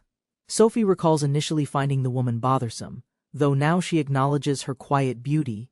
Despite her solemn exterior, the woman expresses normal human desires and warmth around friends. She shares an intimate, passionate moment with Yard, highlighting their deepening connection and trust. Elle absorbed herself in playing and reading, treating magical tales as ordinary entertainment to pass time. Secretly mixed sensual novels amused her, reading them seriously as if they were important legal texts. Suddenly, an alert sounded. Enemy interference detected near their protective barriers surrounding the mansion's perimeter. Yard calmly questioned the situation at the mansion as suspicious guests approached, heightening the atmosphere. Armed men accused Viscount Werner of heresy, forcefully demanding he reveal himself to face judgment. The church decided to use force, loudly knocking on the mansion's heavy door, demanding entry. About 20 cleric soldiers waited outside, unable to enter due to the powerful magical barrier. Yard worried that the noise might harm his noble reputation despite the barrier holding strong. Elle stepped confidently forward as the gate unlocked, revealing her identity as a fabled dark elf. The church captain ordered his soldiers to capture Elle, branding her a heretic and threat. Elle mockingly dismissed the soldiers, speaking a language they couldn't understand, frustrating their advance. Soldiers tried to force her to come with them, grabbing her arm firmly without success. Elle rejected their touch fiercely, expressing contempt for their attempt to capture her. Using a powerful mental defense technique, Elle blocked the invaders, stopping their assault abruptly. The attackers panicked, unable to handle her skill, deciding to retreat and abandon the mission. Elle projected thoughts directly into the invaders' minds, convincing them heresy accusations were incorrect. Yard praised Elle for mastering her powerful mental technique in such a brief amount of time. Yard prepared to answer Elle's earlier question, urging her to listen carefully without running away. He explained that romance was forbidden within the lab, unlike the natural norms of Elle's world. Yard reminded Elle that this place was not her homeland, contrasting their different realities. Yard explained that old values wouldn't bind them, common sense would eventually fade away here. He admitted uncertainty about accepting Elle's presence in the future, asking for her understanding. Elle confessed she wouldn't mind if Yard loved others, but expected something in return. Elle decided to be more assertive, expressing a stronger desire to be noticed and valued. She promised to give her best in love and magic, hoping to earn his attention. Elle warned Yard to be prepared. Her expression showed determination despite the coming challenges. Yard admitted feeling swept up in events, while Elle felt no regret about their decisions. Elle reflected quietly, questioning if their actions truly were the correct choices to make. 3 days later, preparations continued with horses and supply wagons arranged carefully for the expedition. Sophie and Prince Robert arrived to bid farewell, signaling the final moment before the journey began. Sophie expressed her worry over Yard's dangerous mission caused by her impulsive choice. Yard revealed his wish to defeat enemies alongside Sophie, united in their shared goal. Yard comforted Sophie, urging her to smile despite the looming departure's emotional strain. Prince Robert scolded the couple as their affectionate moment threatened to delay the expedition's start. Elle reported to Yard that supplies were loaded and ready, awaiting his departure command. The group officially departed for Astoria Fortress, signaling the start of their crucial journey. During the carriage ride, Elle noted the princess's happiness upon hearing news of the departure. Prince Robert, feeling uneasy, warned against mocking the evolving bond between Yard and Elle. Two figures quietly tread through dense foliage, carefully navigating the forest's thick and shadowy undergrowth. The elf woman confidently guides her companion through the forest, pointing toward a hidden, narrow path. They approach a massive fortress built atop jagged mountains, isolated and fortified against invaders. Observing the fortress, the two discuss its intimidating defenses and the near impossibility of a direct assault. The fortress's high walls and natural ice barriers force attackers into a single, vulnerable entry route. After completing their reconnaissance, the pair decides to return to their base without delay. The kingdom's temporary camp bustles with soldiers, supplies, and preparations for the upcoming siege.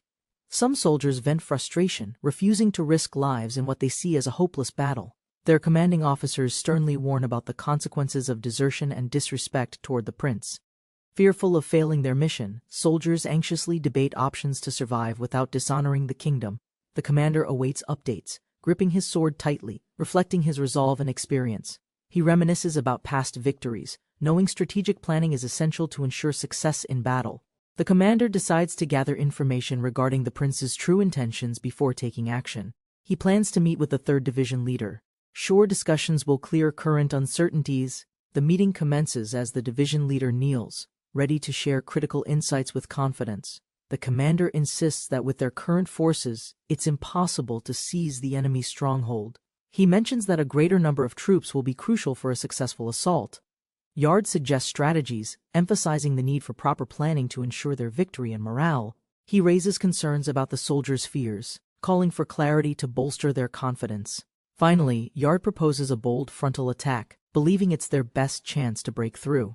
As the meeting concludes, Yard considers the implications, preparing for potential conflicts ahead. A sudden confrontation arises. Yard swings his weapon, catching everyone off guard with his ferocity. The commander is startled as Yard demonstrates his strength, leaving everyone unsure of the situation. Noticing the commotion, others rush to the scene, worried about the commander's apparent injury.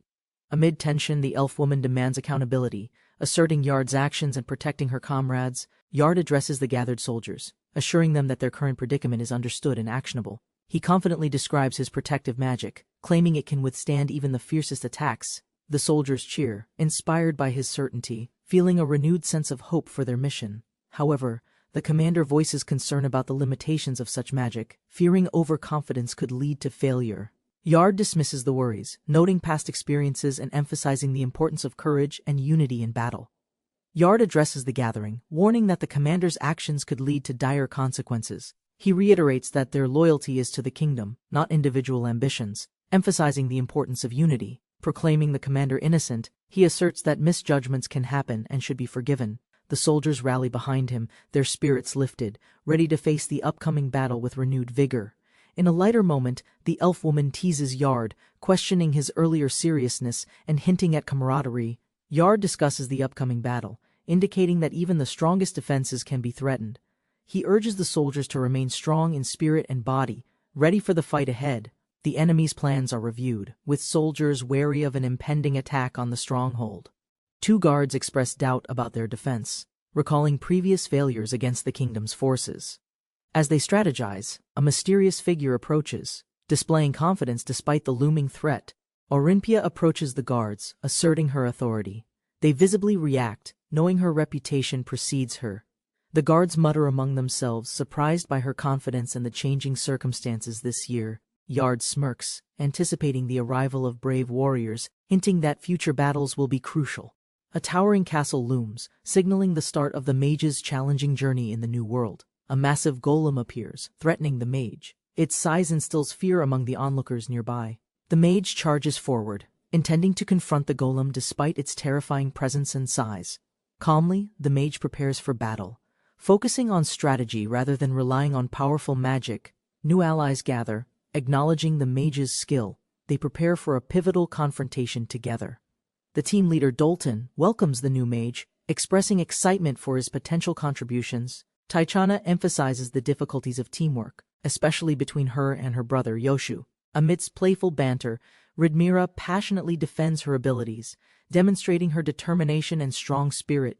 The new mage admires Rhaenyra's talent, showing respect for her skills and the team's strength. He expresses his aspiration to grow alongside extraordinary allies, eager to prove himself in battles. Taichana feels slightly annoyed as the new mage flirts while trying to build rapport. The team teases him, revealing their playful dynamics, making light of the situation. Rhaenyra playfully engages, showing her confidence, while others react with astonishment at her boldness. Dalton humorously comments on the interactions, creating a light-hearted atmosphere among the team members. The group's lively banter continues, reinforcing camaraderie as they prepare for the challenges ahead.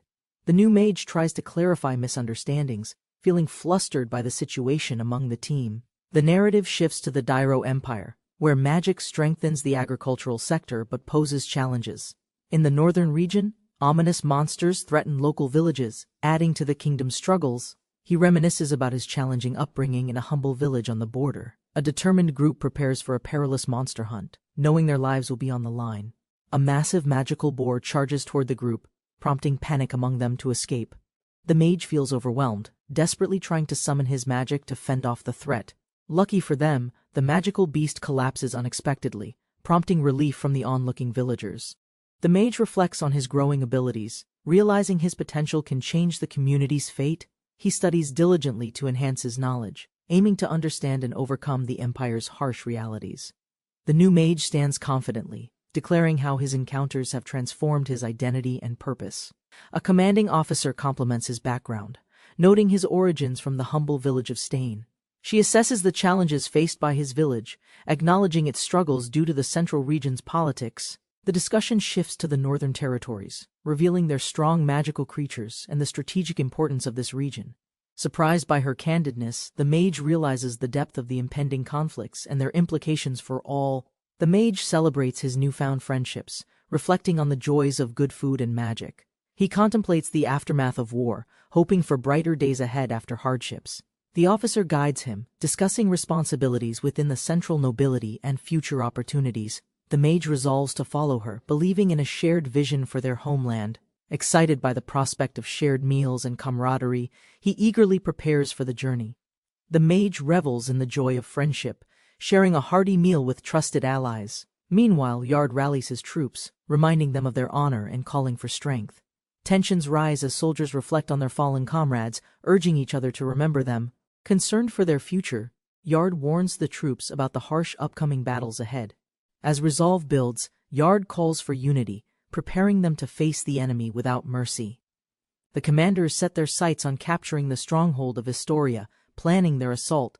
With the invasion announced, Yard and his troops prepare for battle, igniting their determination. As the invasion plan unfolds, Yard's forces approach the stronghold in the distant mountains. The commander prepares his troops, emphasizing the upcoming siege and their need for strong magic. Key strategists discuss the impending battle, emphasizing maintaining defense against enemy magical attacks. A powerful spell is readied, aimed at enhancing their capabilities for the confrontation ahead. The plan set in motion, a brilliant magic circle appears, promising formidable defensive power during battle. The battle begins as a powerful angelic figure descends, ready to unleash devastating magic. Soldiers panic as the terrifying presence of the enemy becomes apparent, causing chaos among the ranks. A commander assesses the situation, alarmed by the incoming psychic attack aimed at their forces. Amidst the confusion, soldiers rally, motivated by the fierce desire to protect their home. With resolve, they charge forward, determined to fight against the overwhelming odds and defeat their foes. In the dim corridor, fallen soldiers lay defeated, silence replacing the earlier chaos of battle. An imposing figure enters the scene, accompanied by a menacing creature, preparing for confrontation. As the dust settles, Yard and his allies find themselves surrounded, tension rapidly escalating. The realization sinks in as they see a comrade gravely wounded, thoughts of despair intense.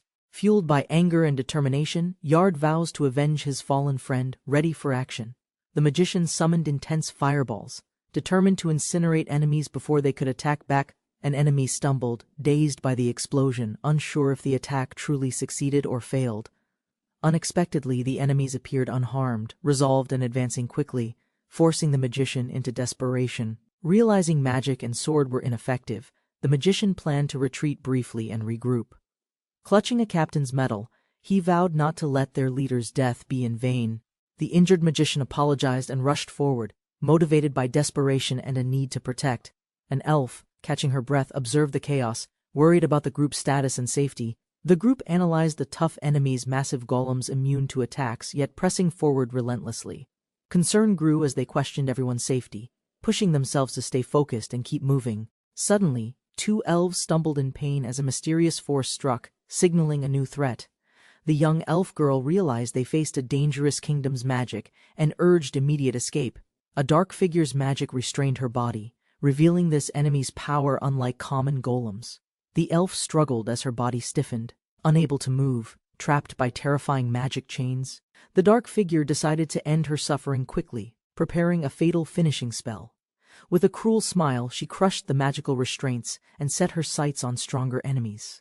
The castle stood silent, surrounded by mountains, as the magical barrier disappeared without a trace. A strategist observed the vanished barrier, concluding the defense was replaced with a stronger, narrower. The group, aware this was their final struggle, prepared for the climactic battle ahead. The enemies cornered the survivors into the last room, turning the fight into a desperate standoff. A fierce female warrior led the defense, her leadership challenging the attackers, despite being outnumbered. The elf strategized, realizing defeating the enemy was possible but would risk the soldiers' safety. Yard acknowledged the elf's potential, forming an unlikely partnership to change their battle strategy. Suddenly, a swirling portal appeared, causing alarm among the soldiers and signaling imminent danger. The soldiers braced for impact as Yard prepared to engage the powerful mage emerging. The mage introduced herself confidently, declaring herself a hero, challenging everyone to stand against her. The warrior named Olympie revealed her identity, asserting her duty to protect the emperor's interests. Confidently, she prepared for battle, showcasing her authority while asserting dominance over her opponents. With mischievous intent, Olympia anticipated the chaotic clash, eager for the excitement and challenges ahead. A fierce standoff began between Yard and a determined female officer, each confident and focused. The officer approached steadily, wielding a whip, showing readiness for confrontation and control. Yard noted the officer's troubled expression, sensing hidden unease beneath her stern demeanor. The officer struggled against mysterious mental control, her subordinates being manipulated by unseen forces. Yard revealed his true plan aimed at turning the tide in the upcoming battle. The officer confronted Yard with determination, demanding the terms for a confrontation under clear rules. Confident, Yard suggested a duel, offering the stakes of a critical, high-risk challenge. The officer hesitated, uncertain if she could accept such dangerous conditions but intrigued nonetheless. Ultimately, she agreed, ready to show her resolve and confront the impending battle ahead. With everyone gathered, the atmosphere shifted as Yard prepared to initiate the anticipated duel. The battle began in the arena as the officer faced off against Yard confidently. Recognizing the stakes, she prepared to unleash powerful magic. Determined to take control, Yard, unfazed by her confidence, acknowledged her skills and prepared for an intense confrontation. As combat commenced, both participants unleashed their abilities, showcasing their strength and strategy. The officer revealed a burning shield, aiming to overpower Yard and shift the battle's tide. The officer unleashed a massive fireball toward Yard, who remained calm amidst the chaos. As the explosion erupted, Yard assessed the damage, calculating his opponent's next move carefully. Undeterred, the officer prepared for a counterattack, determined to demonstrate her magical prowess. Channeling her energy, she aimed to strike with pinpoint precision, wanting to overwhelm Yard. In response, Yard resolved to dodge her attack, relying on his own strategic capabilities. The officer launched a powerful attack, surprised by Yard's swift reaction and resilience in battle. Anticipating her assault, Yard countered, showcasing his own magical abilities. While assessing the threat, the officer realized her attack lacked the desired effect, feeling urgency as she recalibrated. As the dust settled, the arena changed, revealing complex magical constructs prepared for their duel. A near miss reminded the officer of the stakes, bolstering her determination for victory ahead. Confusion washed over the officer as unexpected sensations overwhelmed her during the intense confrontation. Yard noticed her struggle to maintain focus, a hint of amusement crossing his expression. Adjusting her stance, the officer prepared to counter, gathering her magical energy for a decisive attack. Yard, unfazed, taunted her about her abilities, sensing a shift in her emotional state. She suddenly felt an unwelcome shift as uncertainty crept in, challenging her confidence in the battle. The mage cornered the noblewoman mid-duel, using sudden pressure to disturb her concentration and composure. She was restrained with steady control as his manipulations disrupted her internal magic flow and resistance. Despite her rank and pride, her body faltered under unrelenting focus, making her visibly lose control. He held her upright, dominating the moment as her reactions revealed a weakening of mental defenses. The struggle reached its climax. She collapsed from overload, overwhelmed by disrupted mana and shameful imbalance. She collapsed to her knees, exhausted and humiliated, her opponent towering above with cold confidence. He calmly retrieved a weapon, explaining that tactical deception and psychological pressure are effective in warfare. Despite her pride, she remained kneeling. He raised the tool, speaking of dominance over fallen enemies. Her reactions intensified as strikes landed rhythmically, each one wearing down resistance and mental focus further. Exposed and trembling, she endured his calculated discipline, her spirit conflicted by pain, shame, and confusion. Olympia fell under a foreign spell, her body trembling unnaturally as dark energy overwhelmed her senses. Forced into a degrading posture, Olympia resisted humiliation, enduring mockery from the opposing warrior commander. Straining against magical influence, Olympia summoned inner strength, trying to remain conscious despite increasing pressure. To buy time for allies, Olympia endured, hoping the others could recover and counterattack soon. Bound and struggling, Olympia's body reacted to invasive magic, her resolve shaken but not broken. As Olympia's strength failed, she begged for help, her mind fractured under magical torment and mockery. Her body convulsed uncontrollably. Though crying out, her will cried louder, this suffering must end now. She collapsed forward, muscles trembling, mind blank, as the malicious enchantment reached its devastating crescendo. Far away, a silver-haired elf sensed the disturbance, her calm gaze fixed on the tower. A commander returned to her forces, greeted by concern. Calmly, she ordered the troops gathered. The cloaked man turned away, leaving Olympia collapsed in silence after the cruel magical ordeal ended. Barely conscious, Olympia stared blankly ahead, her strength gone, her mind filled with pain and confusion.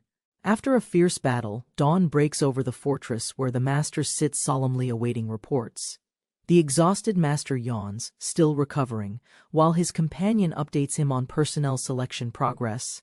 They return inside, liberating rooms after victory, preparing for more conflict from furious, lingering enemies.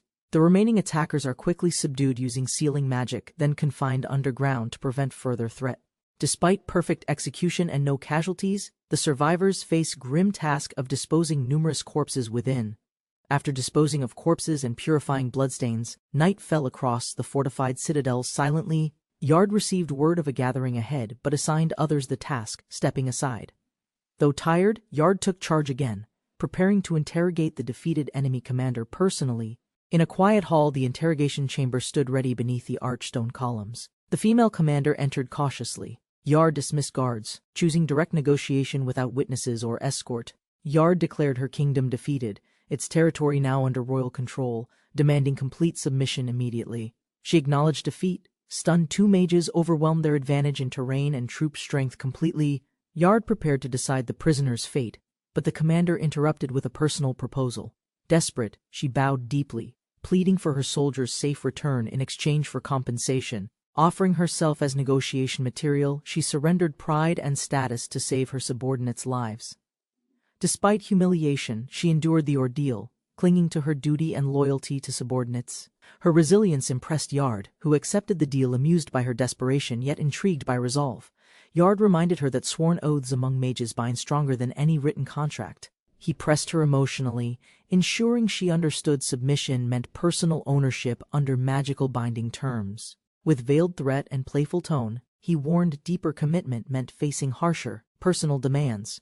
She confirmed her resolve, breathing heavily, fully aware of the consequences tied to her decision. Yard acknowledged her loyalty and offered a magical token as proof of her submission. The gifted ring shimmered, marking her as his subordinate. A strange ritual suddenly enveloped them both. Through magical light and force, Yard initiated a symbolic binding, declaring her reborn under his command. Disoriented and trembling, she felt the overwhelming impact of magical contract, emotions spiraling beyond control. Footsteps echoed through the prison corridors as Yard led her toward an isolated holding area. Arriving at the cell, Yard dismissed the guards, stating personal business with the captives inside. Activating a barrier, Yard magically sealed the area, ensuring privacy for what was about to unfold. Inside, the prisoners froze as Olympia entered. Her silent composure stunned those who once followed her. Yard permitted her full freedom. Reuniting with a trusted soldier, Olympia stepped forward without hesitation. Olympia embraced the soldier gently. He froze, shocked by her sudden warmth and quiet resolve. Grateful for his survival, she pressed closer, leaving him overwhelmed and uncertain by her gesture.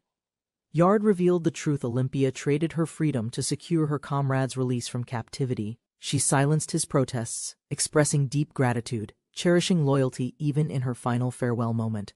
Without warning, she struck decisively, sacrificing him as part of her plan for greater purpose. Will collapsed suddenly, stunned and betrayed. Olympia stood silently over him, her motives unreadable. She thanked them for surviving. Her tone turned resolute, eyes focused on her ultimate duty. Without hesitation, Olympia struck. Panic spread among the prisoners as her fury fell upon enemies. She continued her brutal attack. Allies stepped back, unable to interfere with her wrathful determination. Yard watched expressionless. The room quieted, except for one soldier gasping, shocked by Olympia's transformation. Will cried out in fury and confusion, demanding to know what happened to Olympia. He refused to believe Olympia committed violence, insisting she wasn't capable of such brutality. A comrade recalled Olympia's noble traits: compassion, pride before she was forcefully restrained mid-outburst. Olympia mercilessly struck prisoners, as Yard noted her actions aligned with his goal: clean, swift resolution. Smiling darkly, Olympia threatened further violence. A memory flickered her former self, calm and sincere. Will, barely conscious, shouted in panic, demanding to know what had been done to Olympia. He refused to accept Olympia's cruelty, defending her character as noble, kind, and incapable of madness. A companion defended Olympia's dignity, but Olympia's expression hollow was forcefully subdued before emotions escalated further. Olympia stood atop a prisoner, delivering harsh punishment as Will struggled, coughing and shocked nearby. Wearing a chilling smile, Olympia issued a final threat, her eyes distant memories of herself flashing. A magical transformation completed. Her new outfit marked the beginning of a deeper undercover assignment. She examined the uniform, adjusting to her role as a feigned deserter in enemy territory. Yard reminded her of the mission: return, report the fall, and secretly destabilize the Empire. He praised her competence, reaffirming trust. She received the recognition with nervous pride and duty. She accepted eagerly, confident in her knowledge and tools granted by Yard's otherworldly teachings. She declared her departure boldly. Yard observed silently as she exited with confident yet awkward energy. Outwardly proud, she masked her eagerness. Inside, she longed only for her master's approval. Without hesitation she prepared her horse. Betrayal of homeland brought her no guilt or hesitation. Across distant terrain, her journey toward the Empire began an infiltration mission cloaked in loyalty. Meanwhile, Yard received news. Memory check on protected civilians was complete. His next move quietly unfolding. A guard led remaining detainees forward, noting a familiar face among the group unexpectedly recognized. The cheerful young man gratefully thanked them, admitting he believed he wouldn't survive this time. Yard recalled the man as Van, a previous adventurer linked to the Adriana incident. Yard questioned Van's presence at the border. Van nervously explained his failed escape attempt.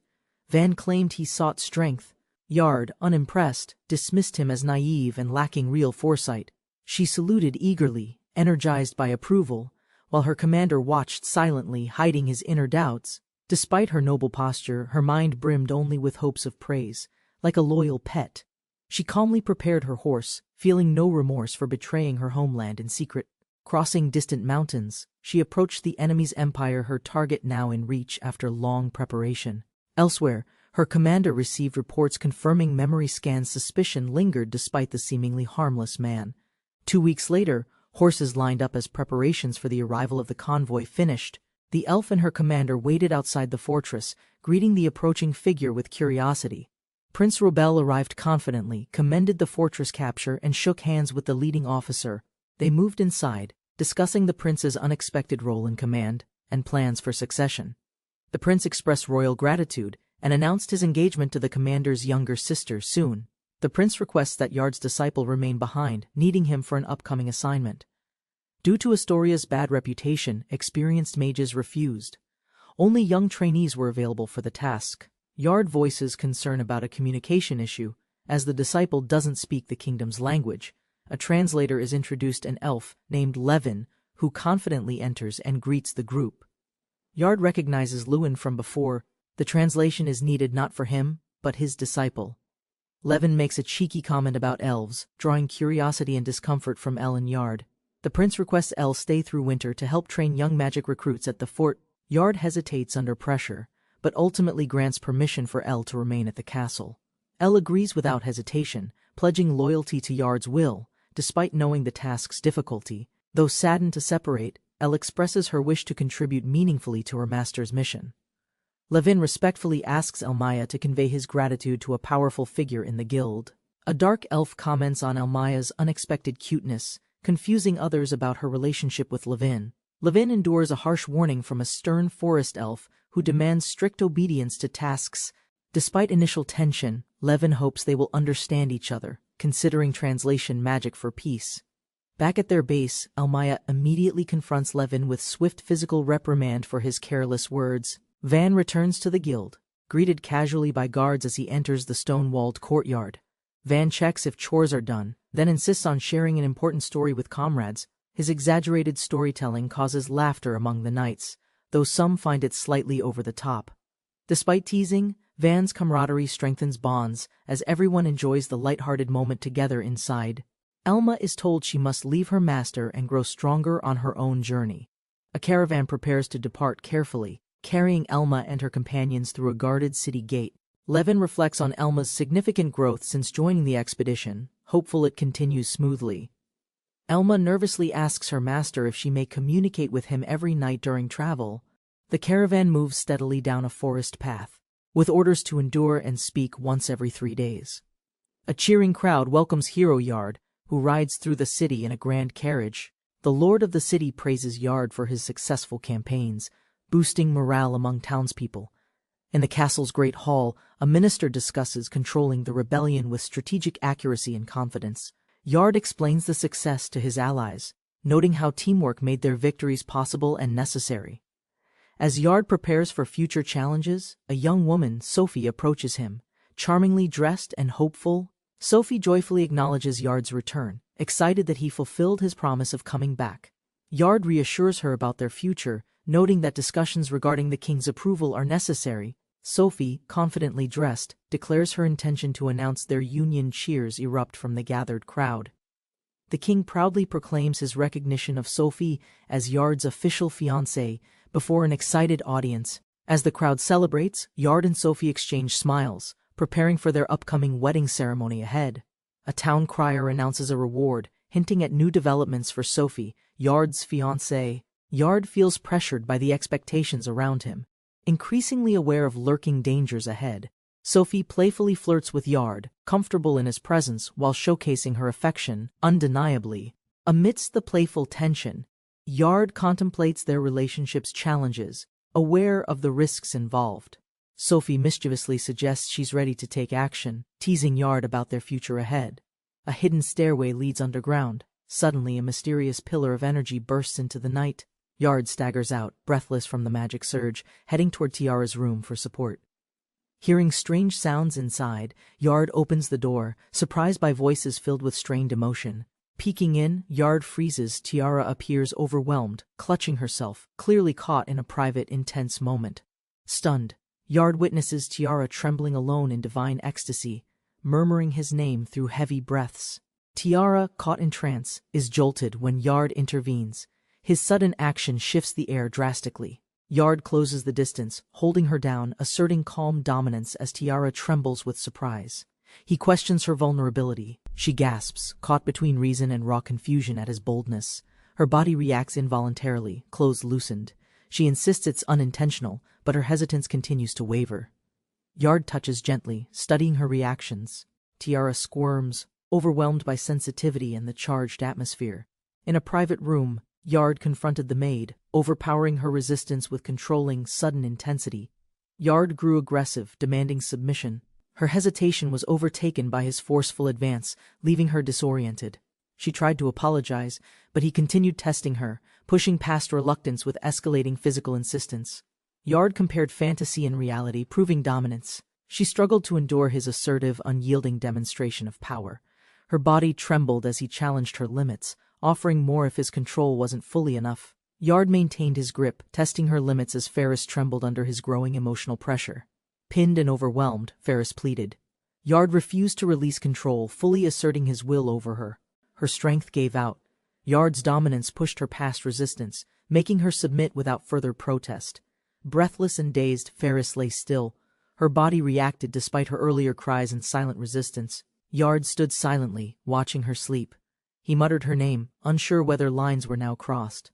Ferris, flushed and breathless, admitted her bond with Yard was more than simple companionship or duty. Yard hovered close, demanding clarity. His presence pressed down, seeking truth behind her vulnerable hesitation. Ferris reached out, heartbeat racing, as she struggled to speak the feeling she'd long suppressed. Yard's wicked laughter echoed across the tower. His new magical strategy was about to begin. The elf teased Yard's sour expression. The group gathered, sensing tension from the previous night. The priestess recalled last night's intimate moment. Her hesitation clashed with Yard's confident advance. Shocked by her own feelings, she rejected Yard's move, delivering a strong retaliatory slap. At dawn, she departed quietly. Yard reflected, amused and frustrated. As the maid bid farewell, Yard reflected on his failure. The elf scolded him while secretly pleased her rival left. He assured the maid about safety. Even a rampaging beast or dragon wouldn't concern him. The elf assumed she could leave. Yard immediately refused, tightening his control over the situation again. He explained rumors were spreading. Further missteps would give the church more reason to interfere harshly. She teased him provocatively, proposing a public display of affection to provoke and solidify her position. Yard was taunted and groped playfully, his composure tested by teasing and exaggerated sympathy. The elf climbed onto Yard provocatively. The maid panicked. Tension rose between the rival girls. The maid insisted cooperation was efficient. Yard struggled to focus, overwhelmed by the suggestive chaos. Squeezed between both girls, Yard hesitated. They escalated boldly, pressing him for an immediate response. Surrounded, Yard gave in reluctantly. Their playful domination pushed the atmosphere past reason. As resistance finally collapsed, magical tension peaked as Yard activated a sensory ritual, overwhelming both girls with emotional overload. Reactions intensified. The ritual's magical feedback loop caused unstable surges, testing everyone's restraint and control. Yard reminded them of balance. Pleasure or pain meant nothing if discipline and clarity vanished. His dominance reasserted. Despite chaos, he maintained control as the ritual drove them both harder. The room fell quiet. Breathing heavy, the aftermath left them drained, spell complete, emotions unresolved. Yard rose confidently, commanding attention. The girls reacted with surprise, unsure of his next move. The scene intensified. Yard's boldness overwhelmed them, and magical energy stirred faintly outside the quiet house. Exhausted and disoriented, the elf stirred in bed. The hour was late morning had arrived silently. A dragon-shaped fountain began flowing, symbolic of transition, perhaps foretelling a shift in coming events. In the bath, Yard and the girls relaxed. Calm returned, but new plans soon formed. While bathing, the maid updated Yard on enemy movements. He listened carefully, concern briefly visible. She cleaned his chest gently. Her tone darkened, secrets hidden behind royal lineage came to light. The second prince, Land, was revealed to be isolated, his presence a threat to succession. Yard recalled the prince's mother, a noblewoman from a powerful house tied to the church. He reflected on manipulation behind the throne. If Land rose, control might shift dangerously away. Yard invited Tia into the bath. She joined, respectful yet clearly more comfortable around him. As water dripped from his hand, Yard questioned whether early engagement had caused more instability. He discussed unintended consequences. Their engagement news may have provoked opposition and political maneuvering among rivals. Suddenly, the elf Natalia appeared. Her unexpected entrance startled them both, yet she acted familiar. Natalia teased the maid, recalling their shared moments. She playfully accused them of excluding her again. Natalia playfully proposed another round. Yard, focused on strategy, dismissed her with calm indifference and deflection. Frustrated, she splashed water. She questioned his loyalty and demanded affection, making her feelings painfully clear. Yard defended his vague promises. Natalia reminded him of her sacrifices, escalating their emotional standoff. In anger, Natalia revealed her pregnancy. The atmosphere froze, forcing both to reckon with consequences. Tia sat silently. Shock and confusion filled the bath as decisions grew heavier between them. Shock hit Tia and Yard instantly. Her confession carried consequences far beyond the moment's tension. Yard questioned if fatigue caused hallucination. Tia pressed for clarity. Natalia clung to him confidently. Natalia confirmed her statement was true. She smiled, demanding he take full responsibility going forward. Outside, an innocent voice called Papa. Unseen troubles stirred. Yard's biggest crisis had only begun. Yard slowly awakened, disoriented, his face resting somewhere soft. He blinked, confused by his surroundings. Tia greeted him warmly. He realized he'd fainted in the bath and been carried out. Yard, now seated, downplayed the memory as a wild dream, not believing Natalia's claim was real. Tia struck his back sternly, urging him to face facts and consider Natalia's current status. Recalling past research, Yard admitted interspecies pregnancy was rare. He now questioned his earlier assumptions entirely. Natalia revealed she used an elf remedy. Yard was stunned, its potency explained the outcome. Tia warned that political backlash could escalate if they mishandled the situation surrounding the pregnancy. Yard devised a careful plan to resolve church tensions, then named Natalia his third concubine. Despite protocol, Yard reaffirmed Tia's position as second wife. She accepted, moved by his sincerity. The two sealed the moment with an intimate kiss, solidifying their emotional and political bond. Yard sensed something important was missing. As he departed, someone quietly approached the hallway below. In the kitchen, Lucia turned around confused, holding fruit, as someone called her name urgently. Yard barged in, startling Lucia. His tone was serious, demanding answers without delay or preamble. He pulled her aside, locking eyes. Whatever he learned had urgency and personal stakes involved. Yard asked if Lily showed changes. Lucia recalled odd symptoms during Yard's past magical expeditions. Outside the room, footsteps approached, as the man sensed something important was being overlooked. He burst into the kitchen, urgently seeking Lucia while she calmly held fruit in surprise. Lucia panicked at his aggressive entry, confused and startled by the unexpected urgency in his voice. Grabbing her shoulders firmly, he interrogated Lucia about any changes in the elf girl's condition. Lucia hesitated, then explained the elf's life force weakened with each magic stone creation. A maid hums while cleaning, unaware of the quiet tension building beyond the peaceful estate. The maid's confident demeanor and physical charm draw silent attention, stirring underlying emotional currents around her. Frau finishes her morning chores. She's a devoted maid serving a noble summoned from another world. Although once feared, the master now shows warmth. His presence shapes Frau's view and daily life. Moments turn personal. Frau, flustered by unexpected closeness, tries to maintain composure amid growing affection and tension. Frau prepared quietly, knowing her master had returned from war with new accomplishments again. Eager to have the master's attention alone, Frau saw today as her golden chance. With excitement, she reached out to serve him, determined not to be interrupted this time. She appeared suddenly, eyes sharp, revealing she had also finished early with the same goal. A brief pause, eyes locked, both maids realized they were after the same treasured opportunity. The maid hears her master returned from a successful campaign and eagerly prepares a gift. Feeling left out previously, she sees today as her chance to be with him. She rushes to offer her service, only to be suddenly interrupted from behind. A sharp-eyed fellow maid appears, having prepared faster than expected, clearly aiming for the same goal. Realizing their intentions overlap, the two exchange glances, silently acknowledging their mutual desire to impress. A panicked voice echoed from the building as the maids rushed to respond urgently. The master's letter was discovered, causing confusion among the half-awake women in sleepwear. The master abruptly vanished, leaving only a note and worried companions stunned by his departure. Two cloaked figures arrived in the imperial capital, blending into crowds while concealing their purpose. The girl complained about the sudden mission. The man reassured her it was necessary reconnaissance. Locals enjoyed meals and laughter, oblivious to the observers gauging the city's life and rhythm. They discussed magical travel limits, estimating time remaining and casually teasing about the nature of their outing. She blushed at the implication, hesitated, then shyly accepted the outing might resemble a date. They dined quietly in a bustling restaurant. He discreetly activated a device beneath the table. The girl spotted a large fountain and excitedly dragged him toward it with childlike enthusiasm. They arrived at a discreet building. She questioned if their secret objective could be obtained inside. Inside, the shop appeared plain. The man behind the counter gave a wary, cautious welcome. Feigning interest in party gear, they subtly requested access to rare items using coded phrases.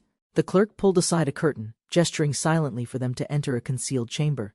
He led them down dim stairs, warning them carefully until a sound triggered the man's suspicion. Inside, twin elven girls stood in silence, displayed like rare goods awaiting silent approval. A row of elven girls knelt in formation, their postures modest, the mood unsettlingly ceremonial. They met with a rotund broker. She firmly demanded authenticity in the transaction being arranged. The broker praised her timing, offering newly processed merchandise recently added to the hidden inventory. A calm elf girl was presented. The broker confirmed she'd behave with discipline and grace. When insulted, she warned coldly his disrespect might cost more than his own life's worth. Satisfied with the condition, she authorized the deal, confident their objective was nearly in hand. Payment was exchanged discreetly with goods secured. They departed swiftly by covered carriage into city streets. They arrived at a quiet estate, property of the Grand family. Now under her supervision, he assigned care duties for the elves, but she warned against any improper assumptions immediately. The girls were relocated for safety. They were crucial for silencing rumors, threatening the empire. Though slavery was illegal, poverty drove desperate acts, proving imperial order existed only on the surface. She dismissed the idea of war. If provoked further, annihilation might be her last response. She reflected on her past loyalty, once devoted to public service before falling under orders. Teasingly, she accused him of having many women. He awkwardly denied any such implication. Feeling underappreciated, she demanded acknowledgement, hinting at a reward for her constant presence and effort. Misreading his preferences, she dressed boldly, thinking confidence would earn her attention and amusement. To his disbelief, she boldly walked through the city wearing nothing but revealing attire. She made a bold appeal, but he declined, stating urgent matters remained in the capital. Restrained and surprised, she found herself overwhelmed by sudden action led by the elven girls. The protagonist calmly explained it was a test to release tension and assess magical balance. He watched as his team evaluated her responsiveness, calling it obedience training for field control. He ordered the elves to proceed, testing their coordination, while she protested through growing discomfort. Surrounded by many hands, she struggles to resist overwhelming attention, feeling trapped and conflicted inside. Despite her protests, the pressure intensifies as she tries to hold on to her dignity and will. A commanding figure orchestrates the situation, demanding strict compliance while reminding others of their stakes. Caught between defiance and surrender, she questions if escape is possible as turmoil surrounds her. Despite exhaustion, the relentless pressure continues, deepening her struggle between resistance and forced submission. Yard initiated a taxing endurance trial. The subject struggled as the magic sealed movement and breath. Multiple subjects were restrained. Reactions varied, but each revealed vulnerabilities under sustained magical probing and pressure. As tension built, the spell intensified. The subject's resistance wavered, overwhelmed by invasive rhythmic pulse shifts. Yard monitored reactions. With precise control, he escalated the test, pushing limits beyond previous thresholds. Outside, Yard begged for mercy. Inside, the mage calmly announced 8 cycles remained until test completion. Under the moonlit sky, a noble's castle awaited a secret meeting that broke tradition. A soldier nervously glanced at the guests' movements. The wine swirled, tension quietly building. Prince Land grew suspicious. He sensed betrayal, muttering names while gripping the glass with annoyance. Startled by unseen footsteps, Land jumped up, drawing blades toward the dark figure walking away. Werner calmly revealed himself. Ignoring the weapons, he urged diplomacy before violence disrupted the kingdom's fate. Land pointed his blade, furious. Werner calmly urged him to listen before accusing the royal guards. Seated, Land questioned him. Werner explained the heroes were framed and sought his help discreetly. Land dismissed involvement. A noblewoman appeared, revealing a political connection threatening his position through engagement. Land narrowed his eyes. He couldn't trust sweet words alone, demanding a more binding proposal. Werner offered alliance if Land married the saint. He must join their faction without hesitation. The saint faced political pressure. 3 factions vied for power. Nobles aimed to dominate influence. If the nobles secured both heroes, they'd sway not just the church, but royal politics. Land grew suspicious. He questioned Werner's intentions, wary of being used after the heroes succeeded. Werner claimed no ambition, only a wish to live peacefully with the woman he loved. Land sighed. Werner's earlier proposal had failed, but now he offered support without aggressive expectations. Land criticized the hero's recklessness. Still, he admitted choosing Werner showed sound political judgment. He agreed to clear the charges and ignore rumors about Werner sheltering non-human races. To formalize trust, Werner proposed a magical contract, one stronger than any verbal promise. The contract would also forbid disclosure of the secret meeting to outside parties. They sealed the pact with magic. Light flared as mutual agreement bound them officially. After sealing the deal, Werner presented a gift box as a token of alliance. Inside gleamed rare spiritual stones, powerful, pure, and clearly of extraordinary magical origin. Land questioned their origin, astonished. Such treasures were scarce even in royal vaults. Werner allowed Land to misunderstand their origin, choosing mystery over full disclosure for political convenience. Land admired the gesture, recognizing Werner's calculated generosity despite his claim of no hidden intentions. Land hesitated. Such rare stones risked exposure. Werner suggested discreet safekeeping within noble family hands. Land agreed, planning to handle things quietly.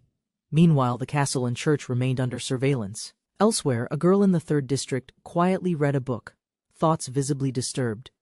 She trembled in confusion, questioning her feelings while thinking deeply about Yard's actions and presence. Her longing grew stronger. Despite past conflict, her heart ached with the desire to reunite. Alone in her room, Felicia's thoughts wandered, conflicted emotions stirring from earlier encounters. Startled by a voice, she panicked, unsure if it was memory, illusion, or telepathy. Confused by the timing, she questioned if the contact was intentional or a strange mistake. Trying to calm her heartbeat, she reflected on past words and her own lack of composure. She composed herself. A voice followed up with church-related news, masking deeper emotional undercurrents. Felice confirmed the charges were lifted, but a new concern involving a dangerous man emerged. She feared her suspicion was correct. The informant confirmed the man matched her fears. Werner observed the city, revealing critical information that could permanently ruin their enemy's standing. He warned her future action required her cooperation to stop reckless schemes before they escalated further. The sorcerer focused, conjuring a powerful vortex of wind to demonstrate his magical prowess confidently. His companions watched closely, eager for the results as tension built around their training ground. The elf remarked on his impressive skills, hinting at the importance of cooperation for progress. The atmosphere lightened as one member joyfully celebrated their improvements, boosting morale among the group. Discussions turned serious. They planned future training, knowing mastery required relentless effort and commitment.